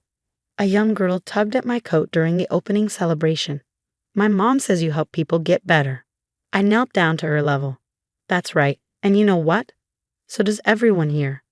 Some of us do it with medicine, some with food, but we all help in our own way. Sophia, my father called from the kitchen. Stop working for a minute and come try this new recipe. I named it after you, pasta alla dottoressa. I laughed, remembering how he used to say my medical dreams were a waste of time. Now he was creating dishes inspired by my career. That evening, after the guests had left and the clinic had closed for the day, our family sat around our old table, sharing pasta and wine like we used to. But now there was something new in the air, understanding, acceptance, and a deeper appreciation for what family really means. To the new Martinez legacy, my father raised his glass. Medicine and marinara together at last. We all laughed and clinked glasses. As I looked around at my family, Olivia healthy and happy, my parents finally proud of both their daughters, little Isabella playing under the table. I realized that sometimes the hardest choices lead us exactly where we need to be. I still run my practice in Boston, but I come home regularly now. Home to my family, to our restaurant-turned-clinic, to this beautiful blend of old and new traditions. And every time I walk through those doors, I'm reminded that healing comes in many forms, sometimes through medicine, sometimes through food, and sometimes through the simple act of coming home and being accepted for exactly who you are. The Martinez family legacy continues not just in serving perfect pasta, but in helping and healing everyone who walks through our doors. And in the end, that's what both medicine and marinara are all about.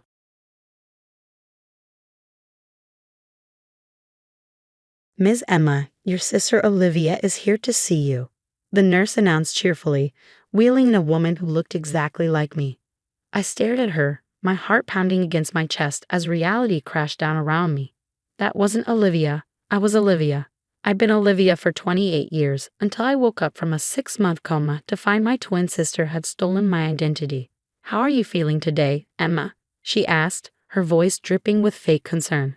She even perfected my slight southern accent, the one I picked up during college in Georgia. The one she used to mock relentlessly. Stop it, I whispered, my voice still raspy from months of disuse.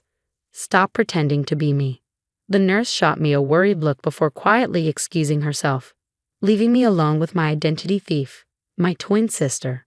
My former best friend. Emma, the doctor said you might be confused when you woke up, she said, reaching for my hand. I yanked it away. I'm not Emma, I'm Olivia, I insisted, fighting to sit up straighter in my hospital bed. You're Emma. We're identical twins, but I'm the older one. I'm the one with the birthmark on my left shoulder. I'm the one who studied marine biology in Georgia.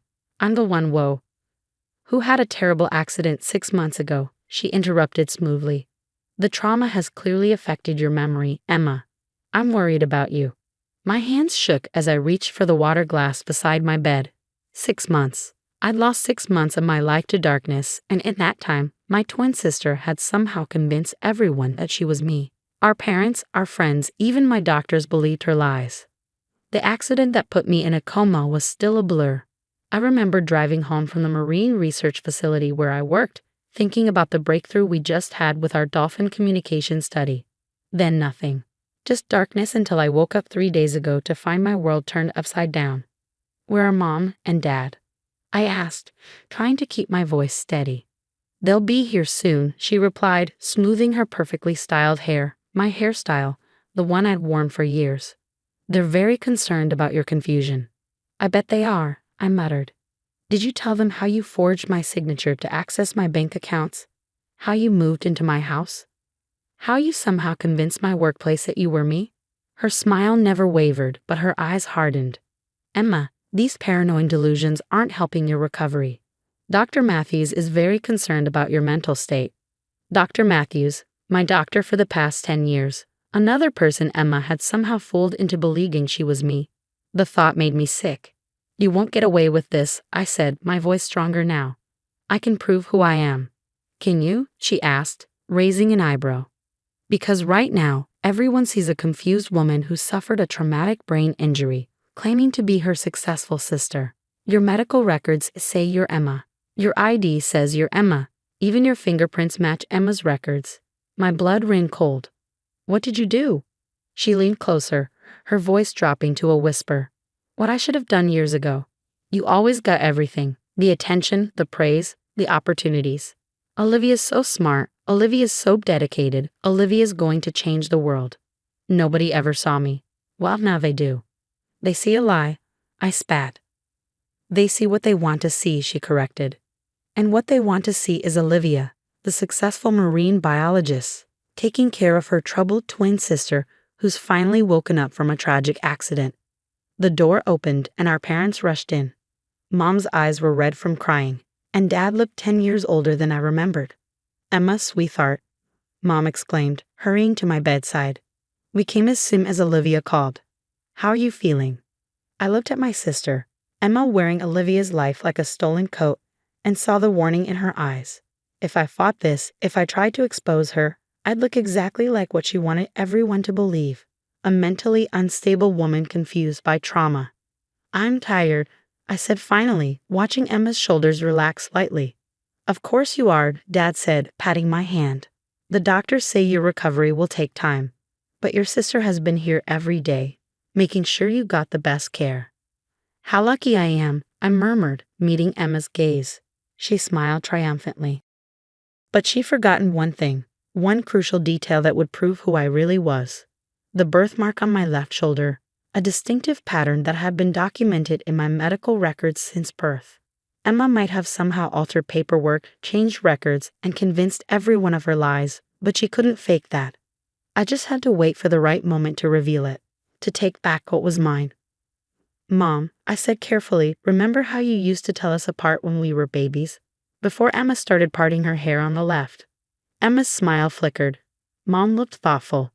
Oh yes, one of you had a tiny birthmark, but I don't really remember. On the left shoulder, I pressed, shaped like a crescent moon.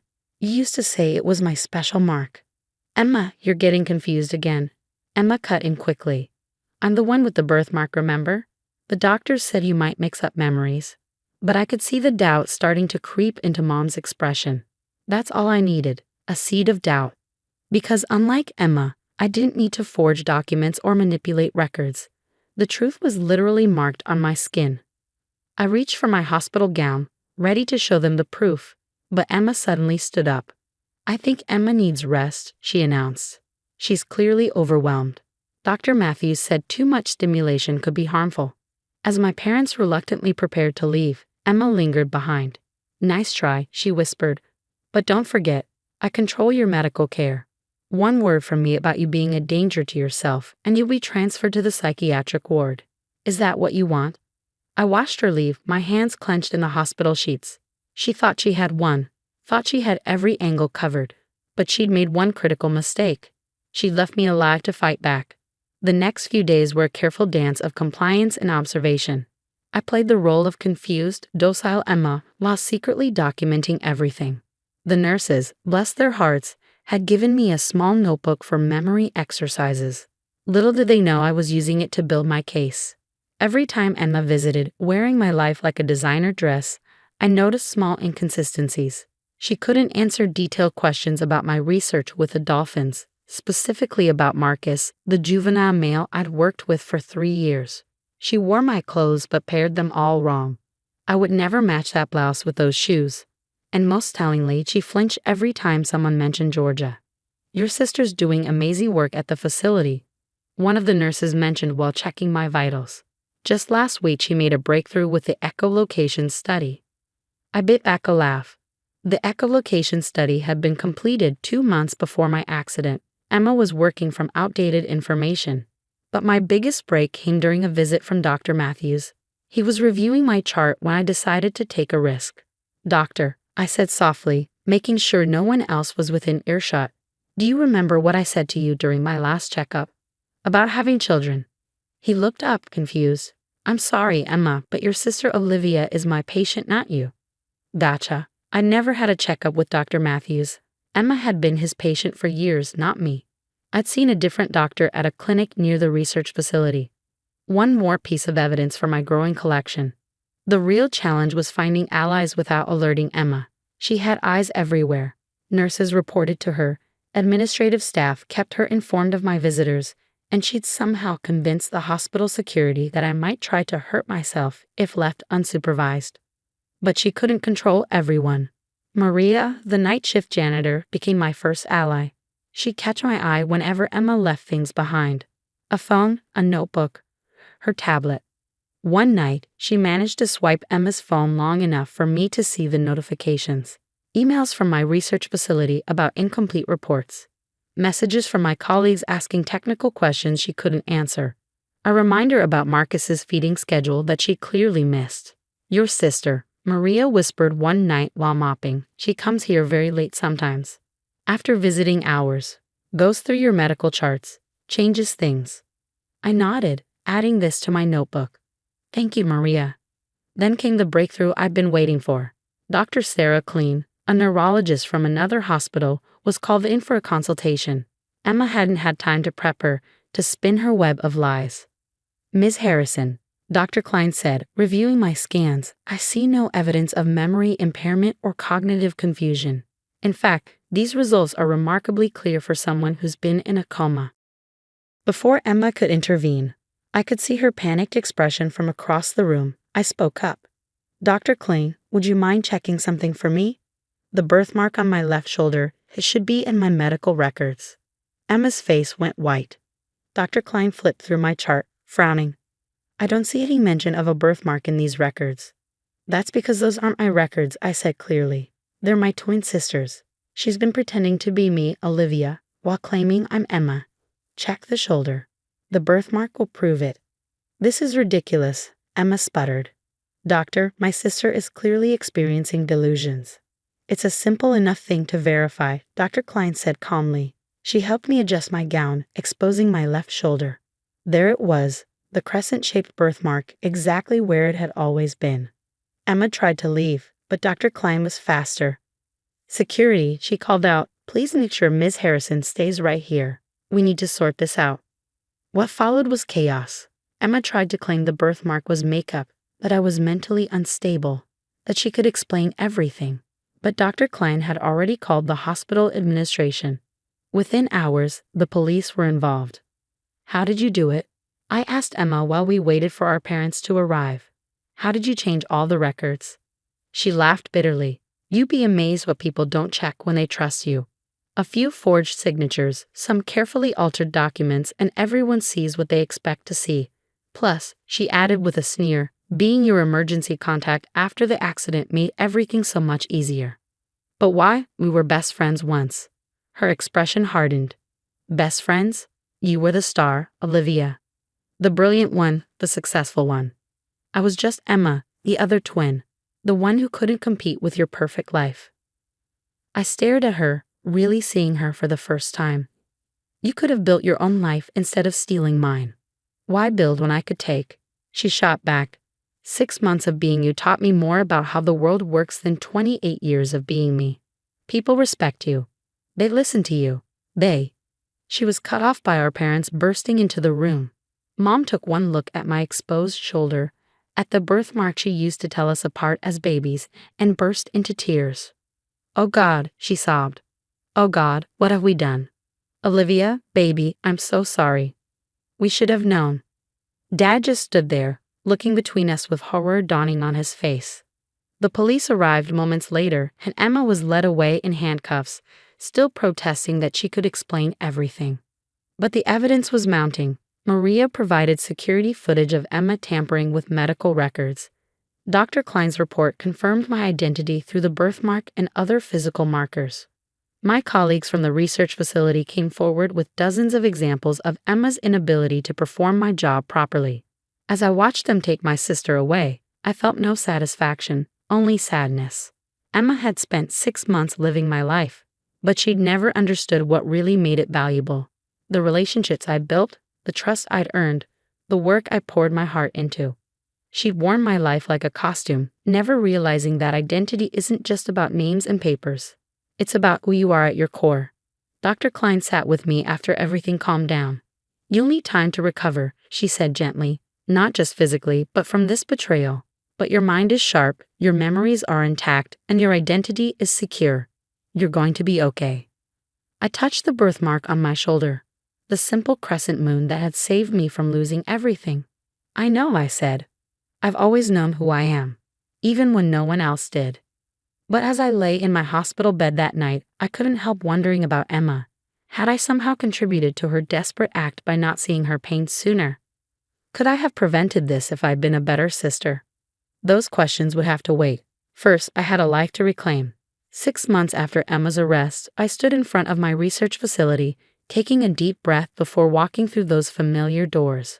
While Emma faced criminal charges for identity theft and medical fraud, I had spent months rebuilding my life piece by piece. The dolphins recognized me immediately. Marcus, my special project, clicked and whistled excitedly as I approached his tank. Unlike humans, dolphins can't be fooled by identical appearances. They recognize individuals by their unique sonar signatures.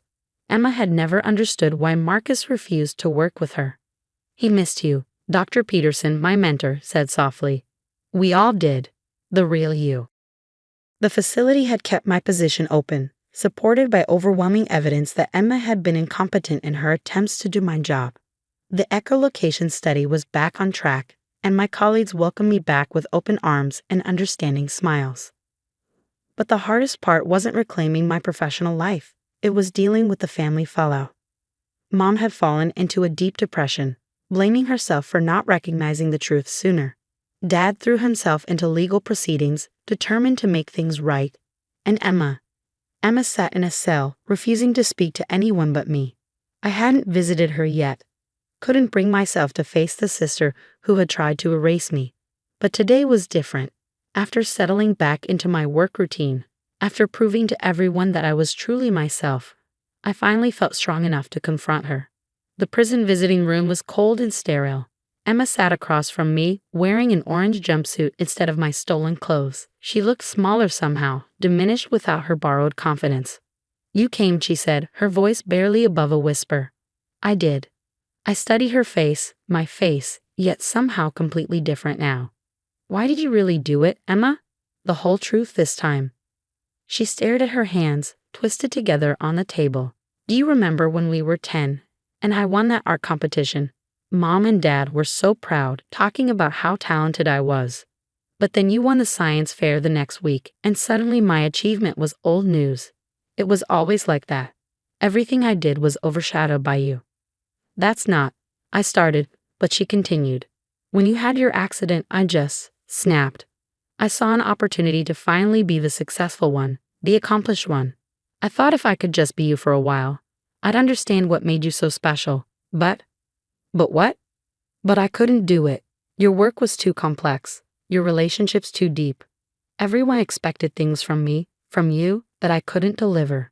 It was exhausting, trying to be someone I'm not. I felt a surprising surge of pity. You never had to be me, Emma. You just had to be yourself. Easy for you to say, she laughed bitterly.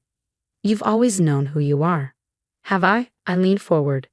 Do you know why I worked so hard, pushed myself to achieve so much? Because I was terrified of being just one of the twins. I wanted to stand out, to be more than just your mirror image. We were both trying to be more than what people saw on the surface. Emma's eyes filled with tears. I'm sorry, she whispered. I know it doesn't fix anything, but I am truly sorry. I reached across the table and took her hand, the first time we'd touched since I'd woken from the coma. I know, and I'm sorry too for not seeing how much you were hurting. After the visit, I drove to her parents' house. They were trying to cope in their own ways. Mom had started therapy. Dad had joined a support group for families affected by identity theft. They looked up hopefully when I walked in. How is she? Mom asked, wringing her hands. Lost, I replied honestly. But maybe now she can start finding herself instead of trying to be someone else. Dad cleared his throat. We found these in the attic, he said, pulling out a box of old photographs. From before everything got complicated. We spent the evening looking through them, two identical little girls with different smiles, different dreams. Emma's artistic talent shone through even in childhood, her drawings and paintings capturing emotions I never could express. We had been so different, yet somehow we'd lost sight of the beauty in those differences. Look at this one, Mom said softly, holding up a picture of Emma and me at our high school graduation. We were hugging, genuinely happy for each other's achievements. Where did we go wrong? How did we not nurture both of your gifts equally? We can't change the past, I said, but we can learn from it. Over the next few months, I threw myself into both my work and healing my family. The dolphin research progressed remarkably. We made breakthroughs in understanding their emotional intelligence and capacity for forgiveness. Sometimes I felt like Marcus was teaching me more about moving forward than any human could. Emma's sentence was reduced in exchange for her cooperation and clear signs of remorse. She started art therapy in prison, creating powerful pieces about identity and self-worth. When she sent me her first painting, a haunting self-portrait showing two faces merging into one, I hung it in my office, a reminder of how far we'd both come.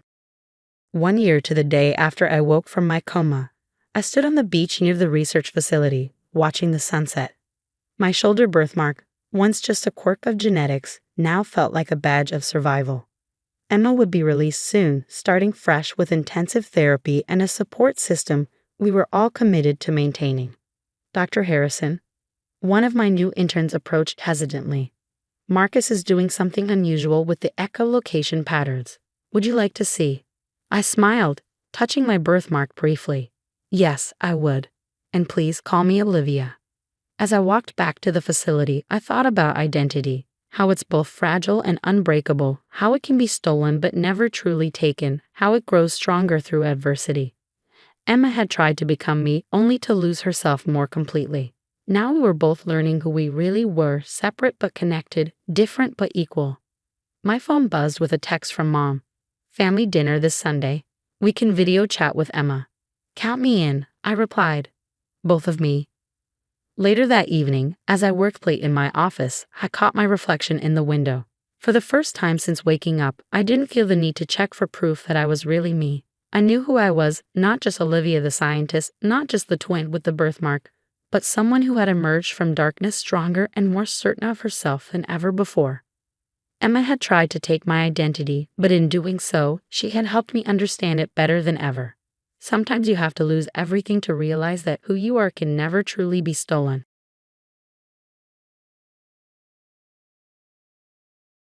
You're not welcome at my wedding, Victoria declared, her perfectly manicured fingers drumming against the marble countertop of our parents' kitchen. I mean, look at you, Emma. What would my future in-laws think? I stood there, still holding the handmade wedding card I'd spent weeks creating, feeling like I'd been slapped. My older sister had always been brutal, but this was a new low. "Vicky, that's a bit harsh," our mother interjected weakly, more concerned with maintaining peace than standing up for me. "Harsh?" Victoria laughed, that familiar condescending sound that had haunted my childhood. "Mom, she works from home making crafts." Crafts, meanwhile, James's family owns half of Boston's luxury hotels. I can't have her embarrassing us with her mediocrity. I was 32, running a successful online craft business that Victoria had always dismissed as a cute little hobby. Never mind that I turned my passion for handmade paper goods into a thriving enterprise. To my family, success only counted if it came with a corner office and a prestigious title. The invitation was just a gesture anyway, Victoria continued, examining her fresh gel manicure. "We all know you couldn't afford the gift requirements. I mean, the venue alone is costing us 6 figures, if we can find the perfect one." That was Victoria, always putting a price tag on everything, including family relationships. "I think I'll manage," I said quietly, tucking the handmade invitation back into my bag. The same bag Victoria had sneered at last Christmas, not realizing it was hand-stitched Italian leather, a gift from one of my most prestigious clients. "Oh please," Victoria rolled her eyes. "Your little Etsy shop barely covers your rent. I'm doing you a favor, really, saving you from the embarrassment of not fitting in." Our mother busied herself with rearranging the fruit bowl, her typical response to conflict. Our father was conspicuously absent, probably hiding in his study as usual. Some things never changed. "The Carmichaels are old money," Victoria pressed on, referring to her future in-laws. "They have standards. James's sister had the governor at her wedding." "The governor?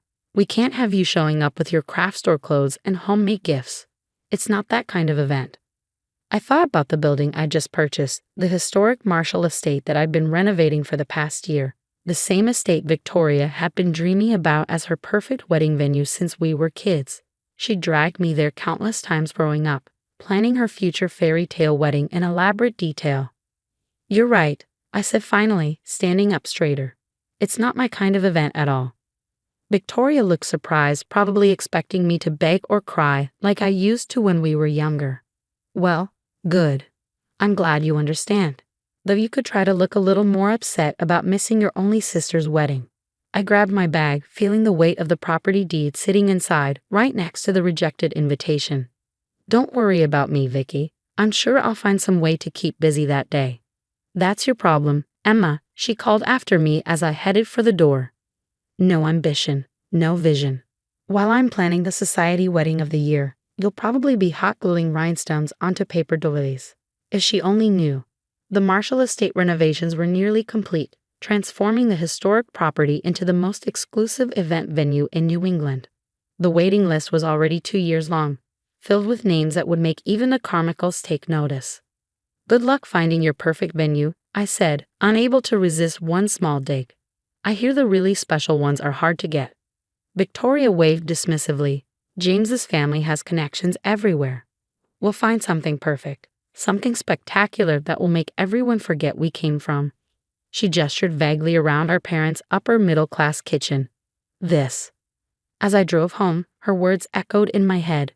Victoria had always been embarrassed by our comfortable but not luxurious upbringing, desperate to climb the social ladder by any means necessary. Her engagement to James Carmichael was her crowning achievement, her ticket to the world she'd always felt she deserved.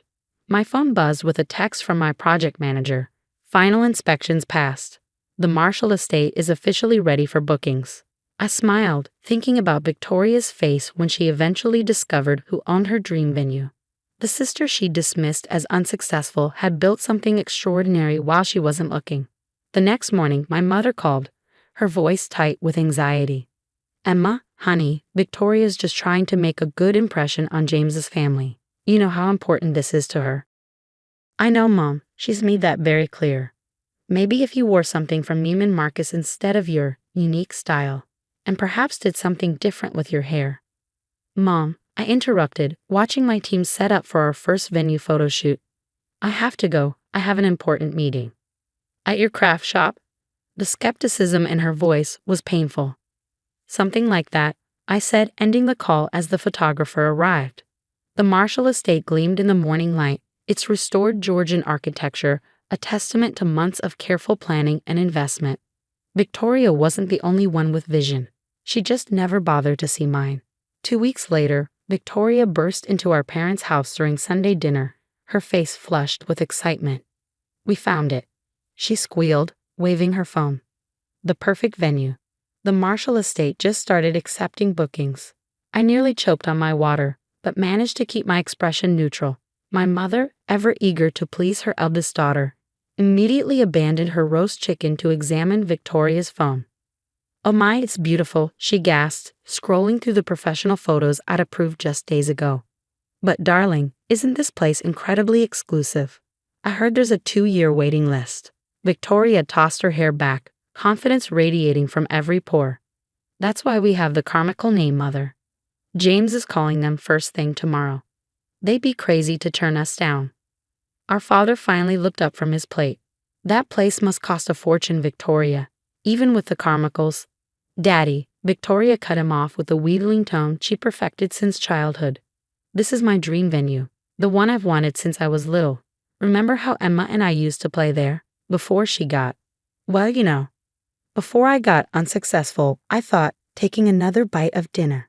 "I've already planned everything," Victoria continued, pulling up more photos. "The ceremony in the restored garden, cocktail hour in the grand hall, reception in the ballroom. It's absolute perfection." "Have you actually contacted them yet?" I asked innocently. Victoria shot me an irritated look. "I told you, James is handling it. His family knows everyone who matters in Boston. I'm sure they'll squeeze us in." I nodded, thinking about the stack of booking requests sitting on my desk, including 3 from genuine aristocracy and a minor European royal. The Carmichael name might open many doors, but they weren't the only players in town. The next day, right on schedule, James called the venue. I listened as my events director, Marion, handled it exactly as we discussed. "I'm terribly sorry, Mr. Carmichael, but we're fully booked for the next 2 years. Even with your family's impressive connections, we simply can't accommodate any new events." Victoria showed up at my apartment that evening, something she hadn't done in years. Her mascara was smudged, a sure sign she'd been crying. "They turned us down," she said without preamble, barging past me into my living room. "The Marshall estate turned down the Carmichaels. Do you have any idea how humiliating that is?" I closed the door slowly. "I'm sorry to hear that." "No, you're not," she snapped, pacing my hardwood floors in her designer heels. "You're probably glad to see me fail. Well, I won't. I'll find someone who knows the owner. Someone has to know who bought that place." "Why is this venue so important?" I asked, genuinely curious. "There are other beautiful places." Victoria whirled on me. "Because it's perfect. Because I've dreamed about it forever." "Because," she faltered, showing a rare moment of vulnerability. "Because it's the one place that made me feel special when we were kids. Before everything became about status and money." For a moment, I saw my sister again. Not the social climbing snob she'd become, but the girl who used to hold my hand as we explored the estate's gardens, imagining our future weddings. "The Carmichaels think I'm not good enough," she whispered, sinking onto my couch. "James's mother keeps making these little comments about new money and proper breeding. This venue was supposed to prove I belong in their world." I sat beside her, feeling an unexpected pang of sympathy. "Maybe you don't need to prove anything." She laughed bitterly. "Easy for you to say. You never cared what anyone thought. Running your little business, doing your own thing. Some of us have bigger ambitions." And just like that, my sympathy evaporated. Victoria hadn't come for comfort. She'd come to make herself feel better by putting me down.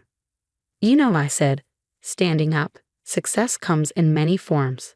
Sometimes the biggest ambitions are the ones nobody sees coming." She frowned, confused by my tone. "What's that supposed to mean?" "Nothing," I replied, opening my door. "Good luck with the venue hunt." As she left, I heard her mutter, "At least you can make me some cute centerpieces, if you're not too busy with your crafts." I smiled, thinking about the meeting I had tomorrow with a celebrity wedding planner interested in making the Marshall estate their exclusive Boston venue. Sometimes the best revenge is simply waiting for the perfect moment. That night, I received a text from James. "My family's willing to pay double the booking fee. Name your price." I forwarded it to Marion with simple instructions: maintain the party line. No exceptions. The response came minutes later, not interested in any special arrangements. The Marshall estate maintains strict booking policies. I could almost hear Victoria's scream of frustration from across town. The revelation came exactly how I'd planned it. 3 weeks before Victoria's wedding, with no dream venue secured, our mother insisted on hosting an emergency family dinner to discuss alternatives. I arrived last, deliberately dressed in a tailored suit from my recent Forbes photo shoot. Victoria barely glanced at me, too busy scrolling through backup venues on her phone. "This is a disaster," she moaned. "Every place James's mother suggests is either booked or under renovation. We've lost deposits, vendors are backing out, and the Carmichaels think we're disorganized." "Maybe I could help," I offered, setting my briefcase on the table. Victoria's laugh was sharp. "Unless you've got a secret connection to the Marshall estate hidden in your craft supplies, I don't think so." I pulled out a folder, sliding it across the table. "Actually, I do." Our father picked up the folder first, his eyes widening as he read. Mother peered over his shoulder, her hand flying to her mouth. Victoria snatched the papers, her face going from confusion to shock to disbelief. This is impossible," she stammered. "These are property deeds, registration documents, for the Marshall estate." I nodded, helping myself to some wine. "I bought it last year. Those renovation delays you kept hearing about? That was me, transforming it into New England's most exclusive event venue." The silence was deafening. Victoria's hands trembled as she stared at my signature on the documents. But you make crafts," she whispered. "I run a multi-million-dollar luxury stationery and event design company," I corrected.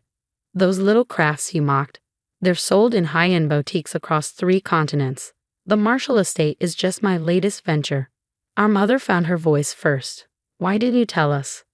"Would you have believed me?" I asked quietly. "When have any of you ever taken my success seriously?" Victoria's face crumpled. "All this time, you let me humiliate myself. Begging for bookings, offering bribes. Like you let me humiliate myself," I countered. "Banning me from your wedding for not meeting your standards." She had the grace to look ashamed. I was wrong." "Yes, you were." I stood up, smoothing my suit. "The venue is yours if you want it. No charge. Consider it your wedding gift from your unsuccessful sister." "Emma, I don't know what to say." "Say you'll stop measuring success by other people's standards," I suggested. "Say you'll remember that kindness matters more than status. Say you'll be the sister I know you can be, instead of the one the Carmichaels expect." Tears streaked her expensive mascara. "I've been horrible, haven't I?" "Monumentally," I agreed. "But you're still my sister." 2 months later, I watched Victoria walk down the aisle in the Marshall Estate's garden, exactly where she dreamed of as a little girl. The Carmichaels were appropriately impressed, especially after learning the venue's owner was the bride's sister. During the reception, Victoria clinked her glass for attention. "I want to thank someone special," she announced. "My sister Emma, who gave me more than just a venue today. She taught me that success isn't about proving your worth to others. It's about being true to yourself." Later, as we danced together like we used to in these same gardens as children, Victoria squeezed my hand. "I'm sorry I was so blind," she whispered. "Your crafts aren't just crafts. They're art. They're dreams made real. Like this place." I smiled, looking around at my restored estate, at the joy it brought people, at the sister who'd finally seen me clearly. "Better late than never," I said, hugging her close. "Better late than never."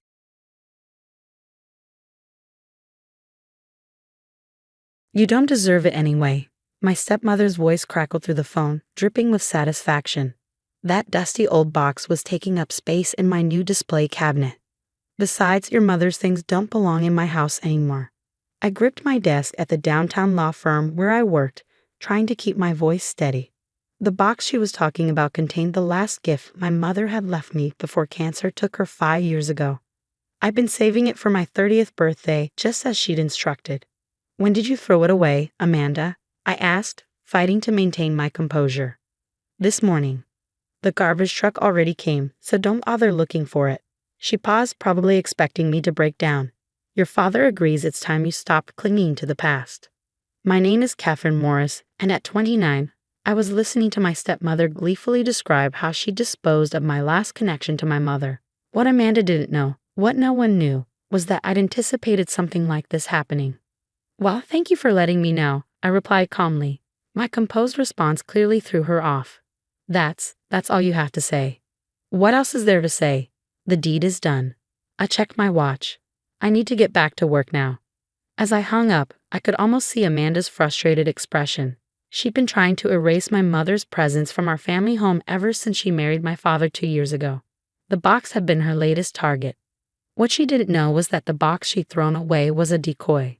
3 months ago, I'd noticed how Amanda's eyes would linger on the worn wooden box whenever she passed it. I'd seen her running her fingers along its edges when she thought no one was watching. So I created an identical box, aged it to look like the original, and filled it with old papers and costume jewelry. The real box, along with its precious contents, was safely stored in my apartment. I turned back to my computer screen, where a notification popped up. The family trust documents I'd been reviewing needed my signature.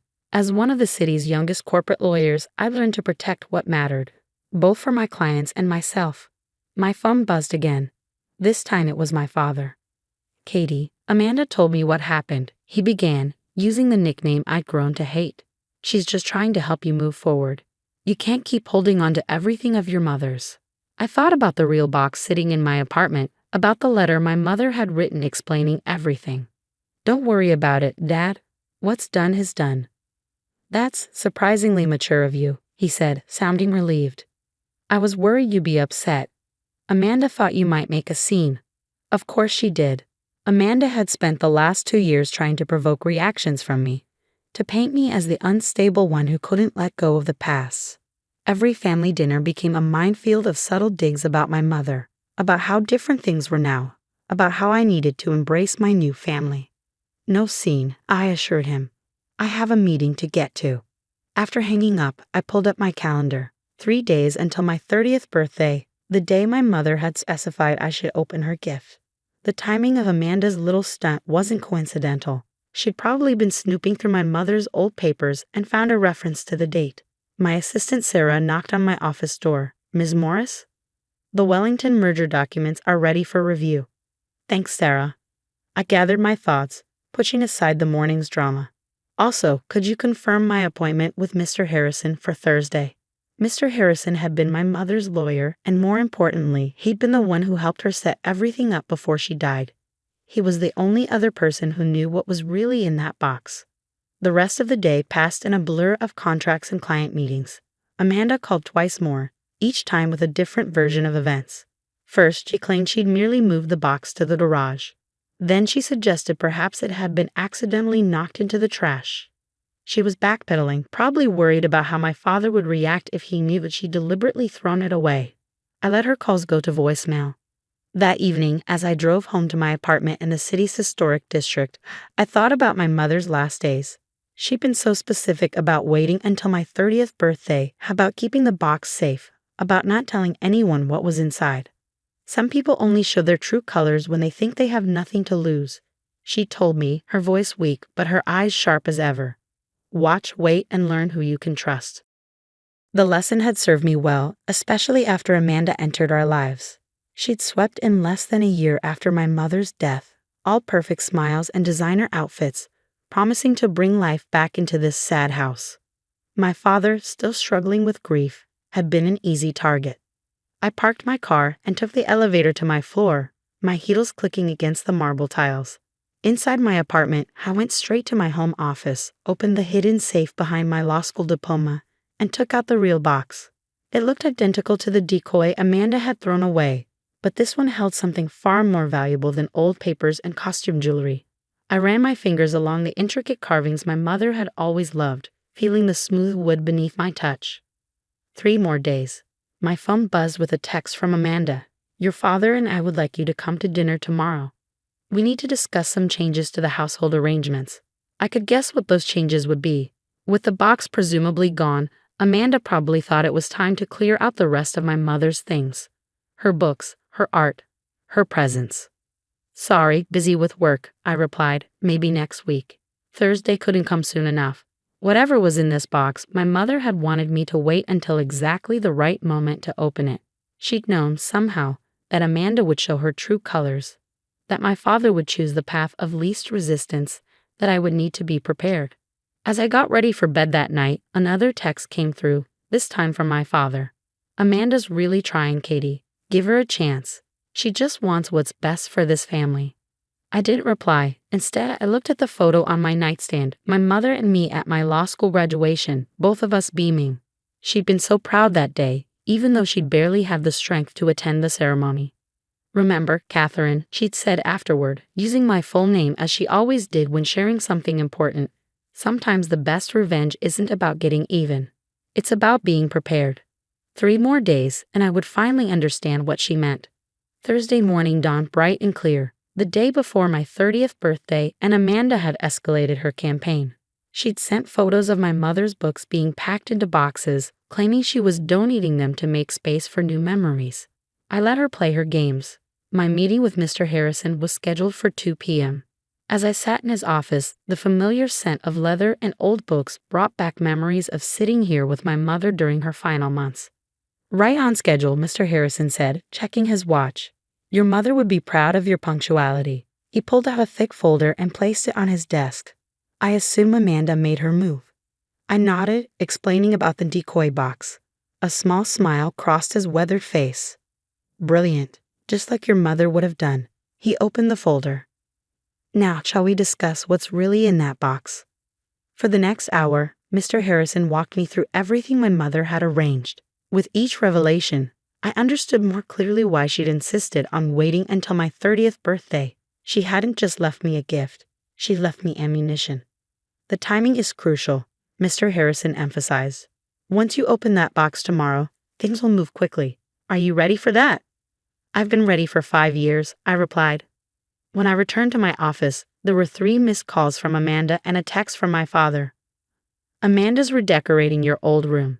She thinks it's time for a proper guest space. You understand, right? I did understand. Amanda was systematically erasing every trace of my mother, thinking she'd finally won. The room she was so eagerly redecorating held another surprise. But she wouldn't discover that until it was too late. That evening, Amanda called again. This time, I picked up. Catherine, darling, she said, her voice syrupy sweet. I've been thinking about that old box. I feel just terrible about the whole thing. Do you? I kept my tone neutral. Yes, and I want to make it up to you. Why don't we come to dinner tomorrow? We can celebrate your birthday as a family. I could hear the satisfaction in her voice. She thought she'd broken me, stripped away my last connection to my mother. Now she wanted to witness her victory in person. That's thoughtful of you, Amanda, I replied. But I already have plans. Plans? But we're your family. Surely you can cancel whatever little arrangement you've made. Actually, I'm having dinner with Mr. Harrison, Mom's old lawyer. He says there are some important matters we need to discuss. The silence on the other end was deafening. Then, lawyer? What matters? Oh, just some paperwork Mom left. Nothing for you to worry about. I hung up before she could respond. Within minutes, my father called. Katie, what's this about meeting with Harrison? Amanda's worried you might be causing trouble. No trouble, Dad. Just following Mom's instructions. Instructions? Katie, your mother's been gone for 5 years. It's time to move forward. Amanda's right. You need to let go. I thought about the box in my safe, about Mr. Harrison's revelations, about everything that would unfold tomorrow. You're right, Dad.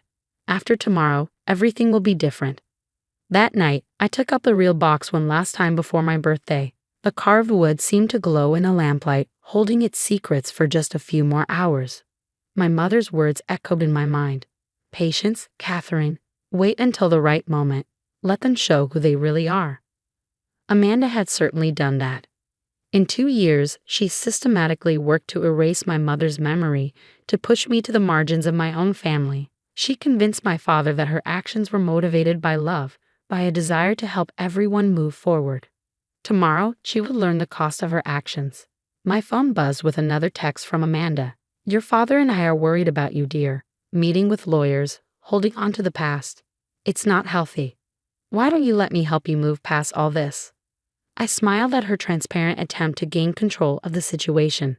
Amanda had always underestimated me, seeing only what she wanted to see, the grieving daughter she could manipulate and eventually push aside.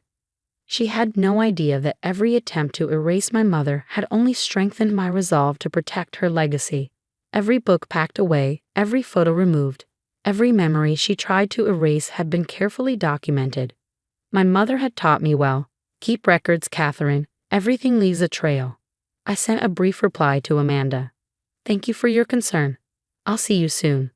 Let her worry about what that meant. As I prepared for bed, I caught my reflection in the mirror.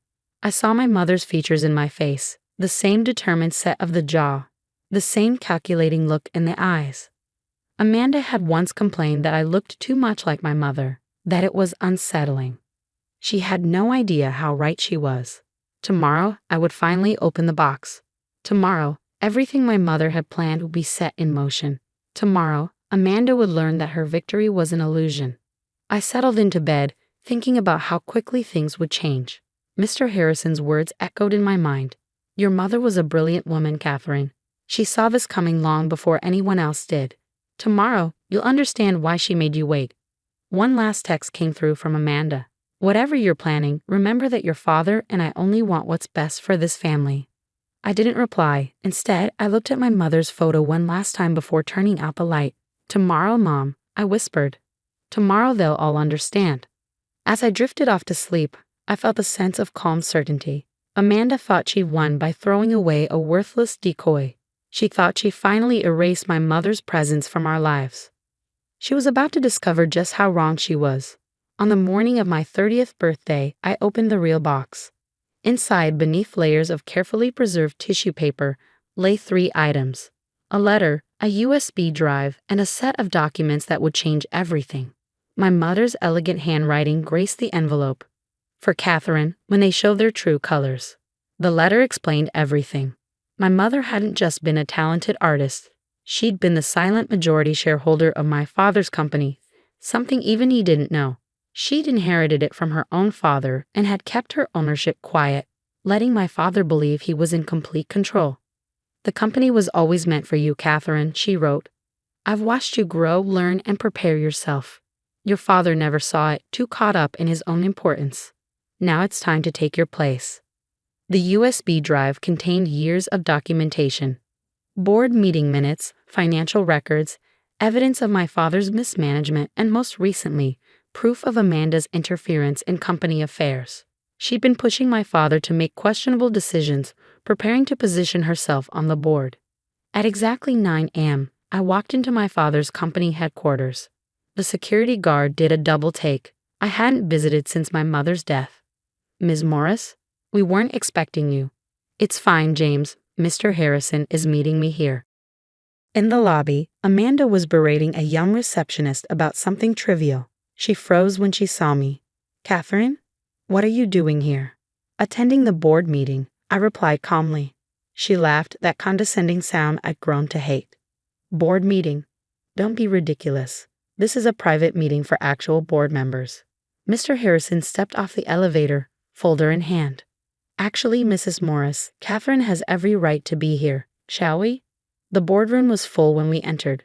My father sat at the head of the table, looking confused. Katie, what's going on? Mr. Harrison cleared his throat.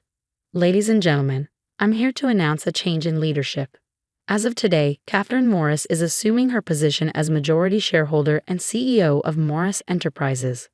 The room erupted in chaos. Amanda's face went pale. My father stood up, sputtering, That's impossible. I own this company. No, Dad, I said quietly. Mom did. And now I do. Mr. Harrison distributed copies of the documents from my mother's box. Mrs. Eleanor Morris transferred all shares to her daughter, effective on her 30th birthday. The paperwork is ironclad. Amanda found her voice. This is absurd. She can't just walk in here and take over. She knows nothing about running a company. I pulled out my laptop, connecting the USB drive to the projector. Actually, I know quite a lot, including how you've been influencing Dad to make decisions that would benefit your friends' companies at our expense. The evidence was damning. Emails, recorded conversations, financial trails showing how Amanda had been positioning herself to gain control. My father sank back into his chair as years of manipulation came to light. Eleanor knew what would happen, Mr. Harrison explained. She prepared Catherine for this moment, made sure she had the education and experience needed. While you were busy erasing her memory, Catherine was learning everything about this company. Amanda turned to my father, desperate. "Richard, you can't let her do this. This was supposed to be our company." But my father was staring at the documents, recognition dawning in his eyes. All those board meetings Elle insisted on attending. The questions she asked, she owned it all along. "Yes," I said. And she knew exactly what would happen after she was gone. That's why she made sure I would be ready. The board members were reviewing the evidence, their expressions shifting from shock to understanding. They'd watched my father's decisions become increasingly questionable under Amanda's influence. "Mr. Harrison," I addressed the room, "please proceed with the remaining announcements." He nodded. "Effective immediately, the board will be restructured. All recent appointments will be reviewed, and any decisions made under questionable influence will be reconsidered." Amanda stood up, shaking. "You planned this. That box, you knew I would throw it away." "No, Amanda. You did exactly what Mom predicted you would do. She knew someone would try to erase her from our lives, to take what she built. That's why she made me wait, watch, and learn." I turned to my father, who looked years older suddenly. "Dad, you have a choice. You can stay on as a consultant, or you can retire. Either way, things are changing." The security team arrived to escort Amanda out. As she passed me, she hissed, "This isn't over." "Actually, it is," I replied. "By the way, you might want to pack your things from the house. That's mine too." Later that evening, sitting in what was now my office, I opened my mother's letter again. The last line brought tears to my eyes. "Remember, Catherine, the best revenge isn't about getting even. It's about rising above. You've always been destined for greater things than they could imagine. Happy birthday, my darling daughter. Show them who you really are." I looked out over the city skyline, thinking about how differently this birthday had turned out from what Amanda had planned. She thought throwing away a box would break me. Instead, she triggered exactly what my mother had prepared for. Sometimes the best gifts aren't the ones you can see. Sometimes they're the lessons learned while waiting for the right moment. My mother had taught me that, and now I would make sure her legacy lived on, not just in photographs and memories, but in the company she'd built and the daughter she prepared to lead it. Amanda had wanted to erase my mother's presence. Instead, she'd helped cement it forever.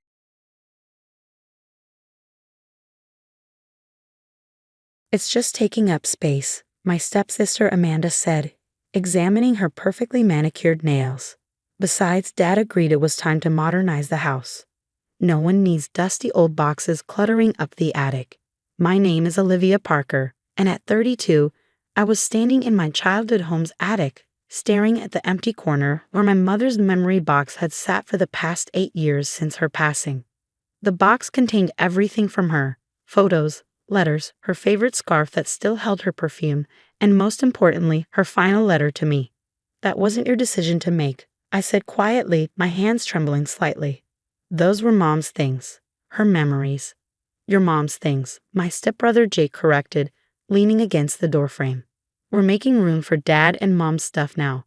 Time to move on, live, move on." Like it was that simple. Like my mother's existence can be erased as easily as tossing a box into a dumpster. My stepfather Mark had married Dy1ng 2 years after Mom died, bringing her 2 children, Amanda and Jake, into our home. They'd spent the last 6 years systematically removing every trace of my mother, replacing family photos with their own, repainting her favorite yellow kitchen a stark white, and now this. "When?" I asked, still maintaining my composure. "When did you throw it out?" "Yesterday," Amanda replied, checking her phone. "The garbage truck came this morning." "Don't be so dramatic, Olivia. It's not like you looked at that stuff anyway." But I had. Every Sunday morning, I'd climb up to the attic, sit cross-legged next to that box, and read Mom's letters. Sometimes I'd wrap her scarf around my shoulders, close my eyes, and pretend she was hugging me. They hadn't just thrown away objects. They'd thrown away my weekly ritual, my connection to her. "Dad said it was fine," Jake added, as if that made everything okay. "He's been talking about converting the attic into a home gym anyway." My stepfather Mark, the man who promised Mom he'd take care of me, who'd sworn to keep her memory alive. Now he was allowing his real family to erase every trace of her existence. What they didn't know, what none of them knew, was that the box they'd so carelessly tossed away wasn't the only thing Mom had left behind. A week before she died, Mom had taken me aside during one of her better days at the hospital. "Olivia, honey," she whispered, her voice weak but her eyes sharp. "Remember what I taught you about keeping things safe? About having a backup plan?" I'd nodded, holding her frail hand. Mom had always been clever about protecting what mattered. As an antique appraiser, she'd learned the value of preservation, of keeping precious things secure. "The memory box in the attic," she continued, "that's just for show, sweetheart. The real treasures. Well, you know where to find those. When the time comes, you'll know what to do with them." Standing in the attic now, looking at Amanda's smug face and Jake's indifferent expression, I realized that time had come. Mom had known, somehow she'd known, that her things wouldn't be safe in this house forever. "You're right," I said finally, watching confusion flicker across their faces at my calm acceptance. "Maybe it is time to move on." As I walked down the attic stairs, leaving my family exchanging puzzled looks, I pulled out my phone and dialed a number I'd memorized years ago. "Mr. Harrison, this is Olivia Parker. I think it's time to open my mother's safety deposit box."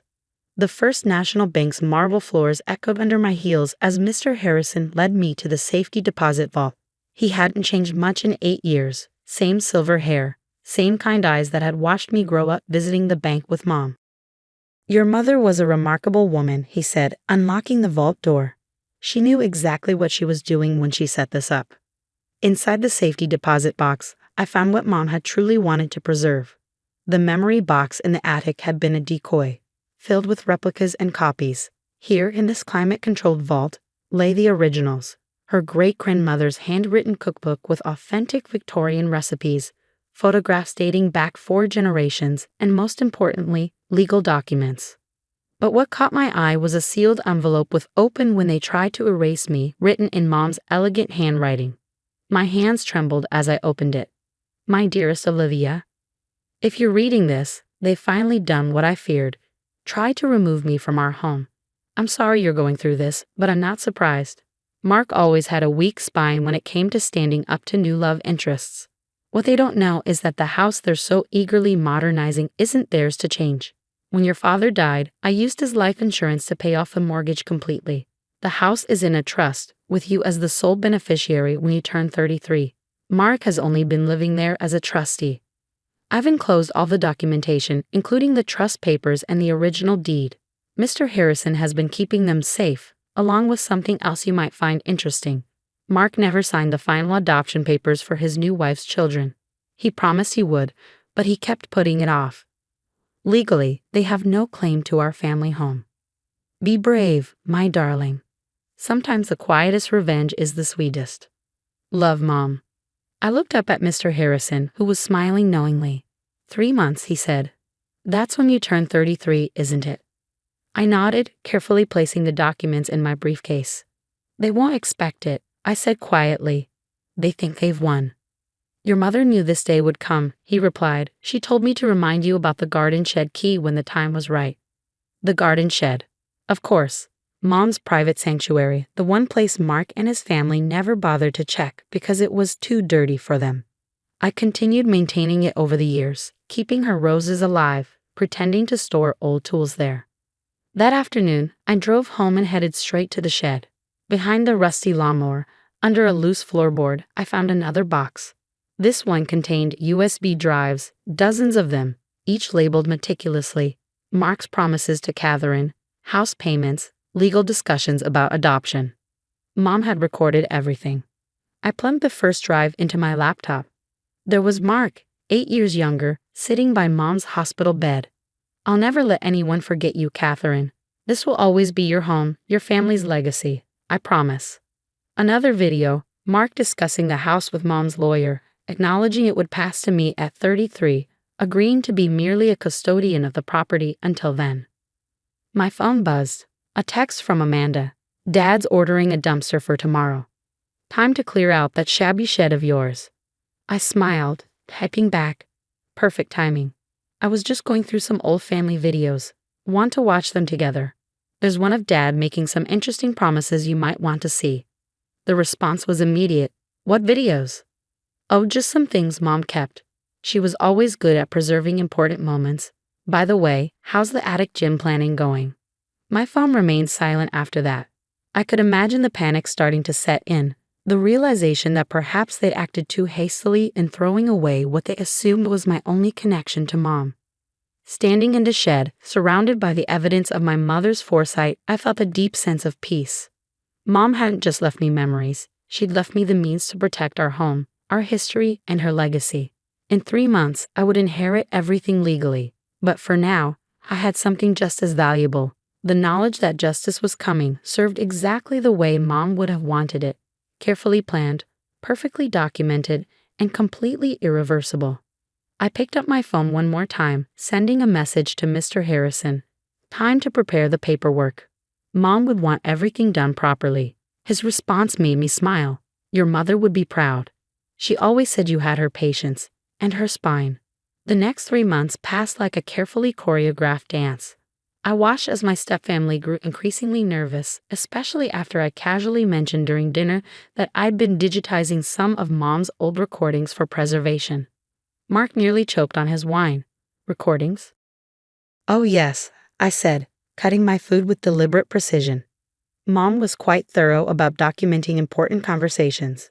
Must be why she was such a successful antique appraiser, always verifying authenticity. The tension in the house became palpable. Amanda and Jake stopped their snide comments about clearing out my junk. Instead, they watched me warily, especially when I spent time in the garden shed, which they now avoided like the plague.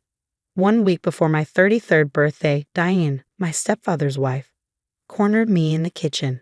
Look, Olivia, she started, her voice sickly sweet.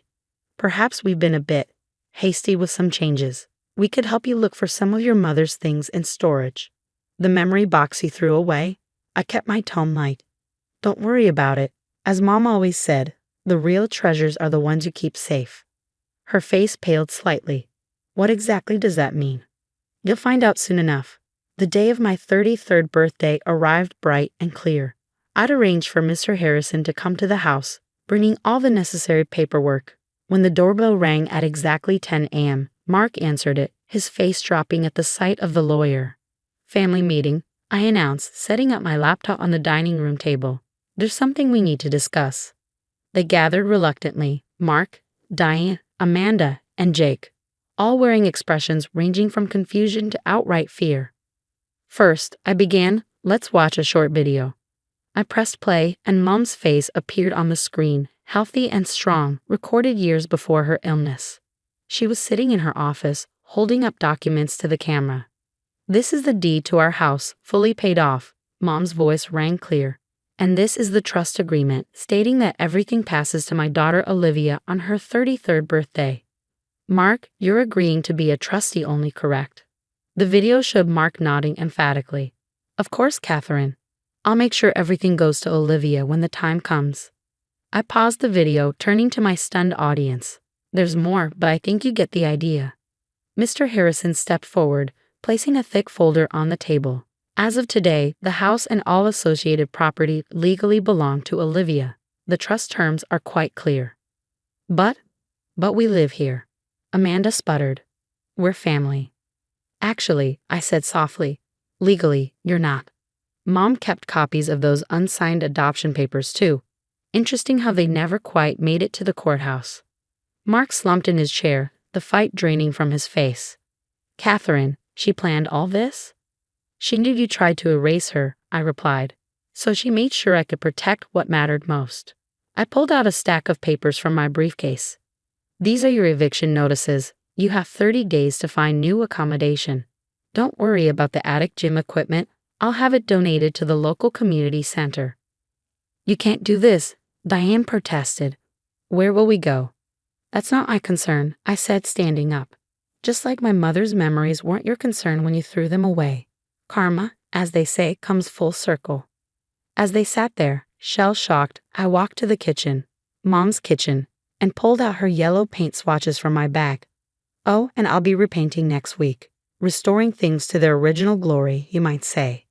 Over the next month, I watched as they packed and moved out, taking with them the modern furniture and stark decorations they'd used to cover up Mom's touches. With each box they removed, The house seemed to breathe easier.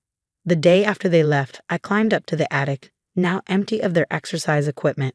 In the corner where Mom's memory box had once sat, I placed a new box, filled with the real photos, letters, and mementos from the safety deposit box. Her scarf, the original one preserved in climate-controlled storage, still carried a hint of her perfume. I wrapped it around my shoulders and smiled, pulling out my phone to text Mr. Harrison. "It's done. The house is back in the right hands." His response came quickly. "Your mother would be proud. She always said the best revenge isn't served cold. It's served with perfect documentation." Sitting there in the attic, surrounded by the restored memories of my mother, I felt at peace. Sometimes justice doesn't come in grand gestures or loud confrontations. Sometimes it comes quietly, carefully planned, and perfectly executed, just like Mom would have wanted. The next morning, I hung Mom's favorite painting back in the living room, a watercolor of our garden in full bloom. As I stepped back to admire it, I could almost hear her laugh, could almost feel her presence in the house again.